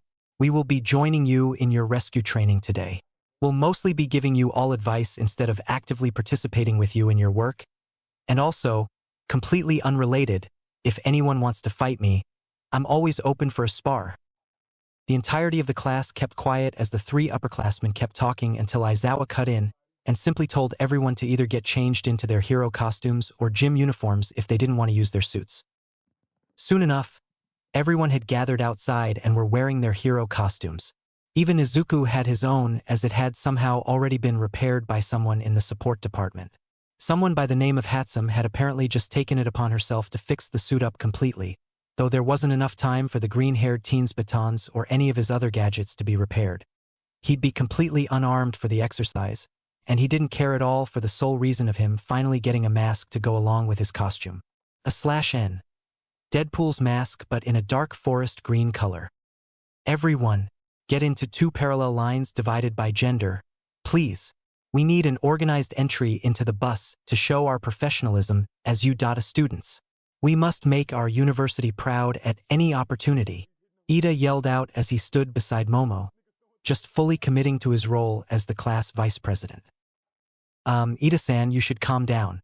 I don't think it's that type of bus. Yaoyorozu smiled sadly and patted the spectacled boy on the back as the bus arrived. She was right. There was no order needed for it. That only caused Tenya to sulk even more as he let his head hang down to face the ground. Anyways, let's get on the bus, everyone. Don't push and just get inside in an orderly fashion. Everyone obliged, and only a few minutes later, the class was on their way to the USJ along with their teacher and Nijire, Tamaki and Mirio. Izuku sat near the middle of the bus in between Toga and Tamaki, while in front of him sat Tsuyu, Mirio, Kirishima, Uraraka, and Momo. Midoriya-san, we haven't spoken much at all, and I usually like to say what's on my mind. You seem weirdly strong when you only have a healing quirk. How does that even work? The teen in question smiled and let out a soft sigh. Ah well, Azui-dash. Call me Tsu. Okay, call me Izuku then. Now, Tsu, since I have a healing quirk, it pretty much regulates my body entirely to be in peak physical condition. I don't really know the reason for this, but I'm also stronger than the average person should be and all too. The only thing that could explain something like my strength would be that as a kid I tested out my quirk a lot, and by that I mean that I just hurt myself continuously to test what its capabilities were. By doing that and breaking bones, I'm pretty sure my bones have gotten denser and stronger, and my muscles have also gotten more resistant just from injuring myself all the time, so yeah. That must be it. Izuku explained, shrugging slightly at Tsu, who tilted her head slightly to the side and nodded in understanding. Damn. I'm glad we're in the same class, Midoriya. We both have quirks that aren't really noticeable but are super strong anyways. Though it is kind of disappointing that we don't have anything really flashy to show off, you know? Kirishima joined the conversation, and just as Izuku was about to respond, Mirio cut in. Well, if you think about it, you two can still be great heroes even when your quirks aren't flashy at all. Just think of people like Sir Night Eye. His quirk is mostly mental, but he's still greatly successful. Or your teacher, Eraserhead. His eyes glow red and his hair kinda defies gravity when he uses his quirk, but that isn't really flashy at all, is it? I'm sure you'll both be great. Yeah, that is true. Sometimes I wish I had a less flashy quirk. That would make everything so much easier. Tamaki sulked from Izuku's side, pulling his hood over his head to completely cover himself. He really was shy apparently. And even so, not everyone with flashy quirks will be famous. I mean, think about that bitch that can make sparkles with his hands. He'll never be popular if he's that much of an asshole all the time. Toga giggled as she pointed over at Bakugu, who managed to listen in on their conversation and immediately got angry. "The fuck did you say, bitch? I'm fucking better than you in every way and you want to talk shit? Hey, don't call Himiko a bitch, fuckface. How can you say you're better than her when she won her training exercise and you lost, huh? Might I add that you lost pretty fucking badly to a loser like me too." Izuku spoke with a smirk, only angering Bakugo more as his palms gave off more explosions, starting to slowly melt away at the metal railing he held onto. "What a vulgar conversation," Yaoyorozu sighed. "What? I think it's funny. And Deku-kun and Bakugo-san always insult each other. Momo, you should be used to it by now." Uraraka giggled. "Used to it by now? We've only been classmates for a few days, Uraraka-san." "Yeah, more than enough time to get used to it." The bubbly brunette smiled. The second Ochako finished her sentence, the bus came to a halt. "All right, everyone out of the bus and stop talking. Midoriya, Bakugo, I don't want to hear you talking like that again or you're both getting punished. Now hurry up," their scruffy teacher called out, leading the way out of the bus as everyone else simply followed along. Soon, the entire class along with the 3 third years were inside the facility, attentively listening to what the space hero, 13, was saying. Or at least they were listening until a weird purple and black vortex/portal appeared in the middle of the facility, right at the plaza. "What is that? Oh, is this part of the training exercise?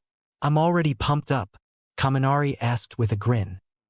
"Maybe we are being taught on how to deal with random situations as well. This is exemplary training coming from you.A. It's marvelous," Tenya said. "No, those are villains. 13, get the students to the entrance. Everyone, stay together. Nijire, Togata, and Tamaki, protect the students." Aizawa immediately recognized the danger, slipping on his yellow goggles and springing forward and down the stairs, moving straight to where the villains were located. "HM? I don't see All Might here. I see Eraserhead and 13. Did we get the schedule wrong? Or maybe it changed. It doesn't matter anyways. Just stick to the plan. I'm sure if we kill a couple of students, All Might will come running in." A man with hands all over his body and light blue hair spoke, snapping his fingers as more villains continued to appear through the portals, every single one of them getting ready to follow the orders they had been given. They were ready to kill the students. "Kurogiri, get to it."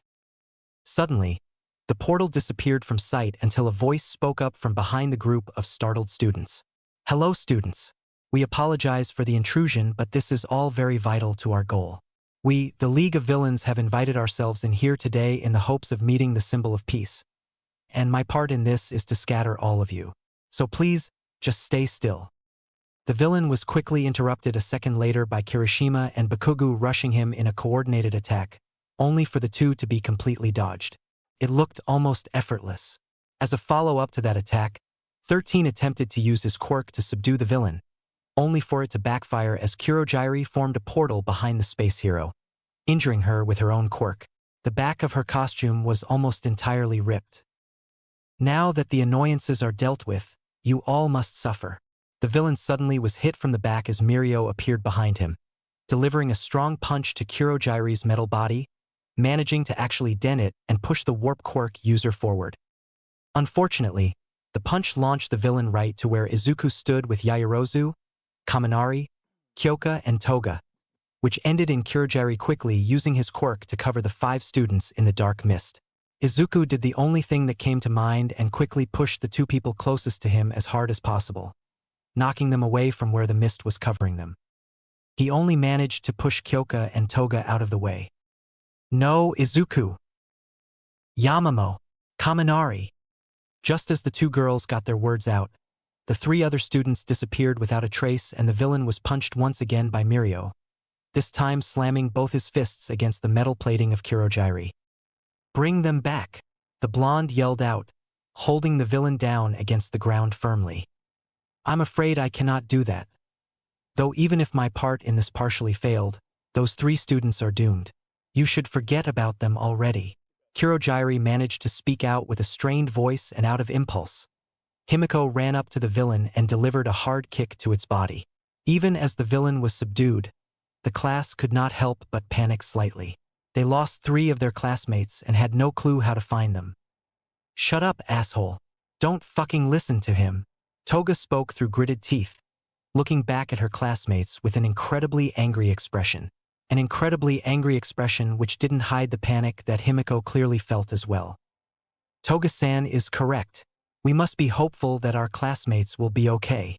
Let us stick together for now. Ida attempted to take charge of the situation. Kirishima, Siro, help carry 13 to the entrance. Everyone else keeps each other close and protected.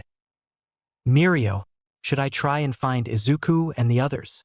I'm the fastest here and I'll be able to see them from up high, Nijire suggested, already hovering above the ground.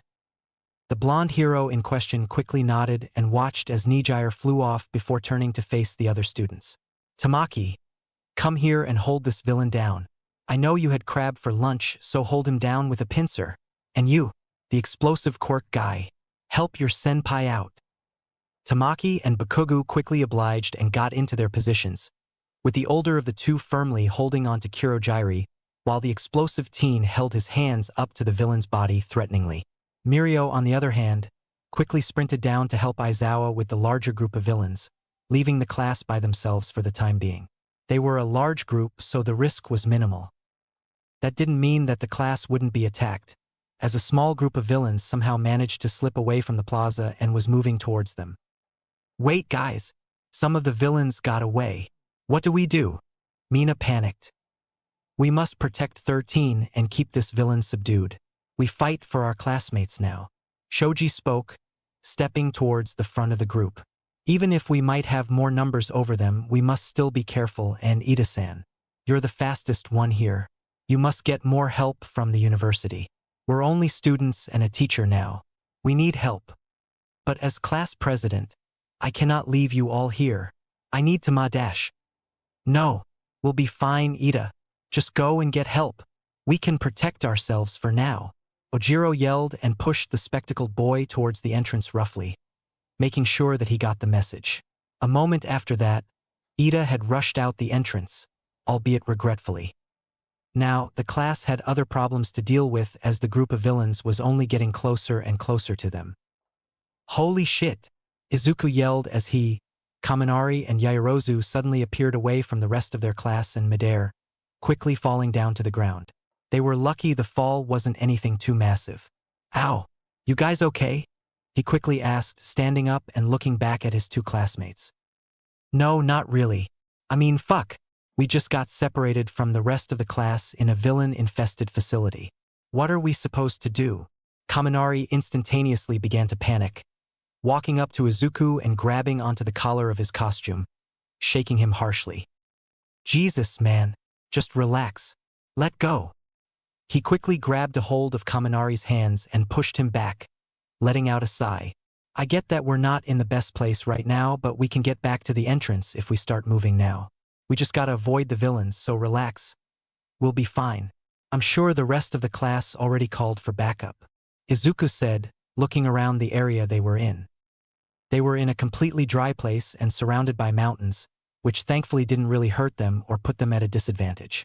The terrain would just be slightly harder to maneuver with all the boulders and shifted grounds.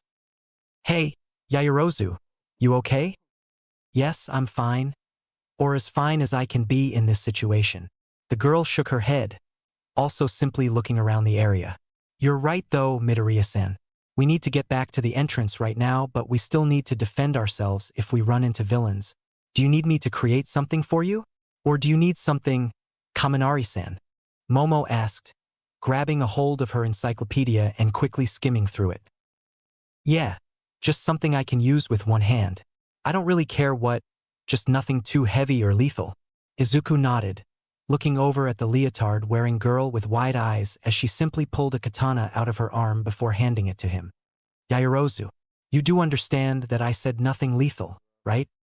I did, but we're fighting against villains here, and I've seen you fight hand-to-hand. You're almost an expert at it. If anything, use the sword for intimidation more than anything else. Now, again, Kaminari, need something? The blonde in question quickly shook his head. We're good to go then. If we move towards the plaza, we'll be able to see where the entrance is and sneak past. I'd say that's our best bet.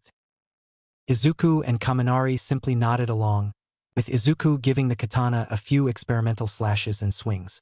He would have preferred a baton, but he didn't want to ask Momo for something else. He knew how her quirk worked, and there was no point in tiring her out. Yeah, let's get going now. We should hurry unless we want to get found out. You know? Midoriya said, walking up to Momo and Kaminari. Ha! I guess we're here to spoil your little plans, kid. I'm surprised that none of you have pissed your pants yet. You know we're villains, right? A booming voice suddenly spoke up from behind a large boulder, revealing a group of about 10 villains. Most of them were seemingly mutant types, meaning they'd be easier to handle, while the rest were complete wildcards. The three students froze as they heard them. Fuck. And yeah, you're villains, but I've got a fucking katana, scrotum face. You want to go first? Izuku quickly responded, pulling his mask on and tightening the grip on his weapon, glancing back at his classmates. Kaminari, protect Yaoyorozu. And Yaoyorozu, make a flare gun and fire it. That way the rest will know we're okay. The two others shook their panic off and nodded, with Momo quickly grabbing a hold of her encyclopedia and looking for the creation's components. What an annoying kid. You're dying first now. One of the villains grunted and began to rush towards Izuku along with two others. Two of the three were mutant types, with one of them having 4 arms while the other had 2 pairs of black wings attached to his back. The third villain was a woman with abnormally long hair, which already gave Midoriya a hint as to what her quirk was. Didn't you hear me? I have a fucking sword, dumbass. Izuku quickly sidestepped the first villain's punch before ducking under another and sweeping one of his feet, knocking the man with 4 arms down.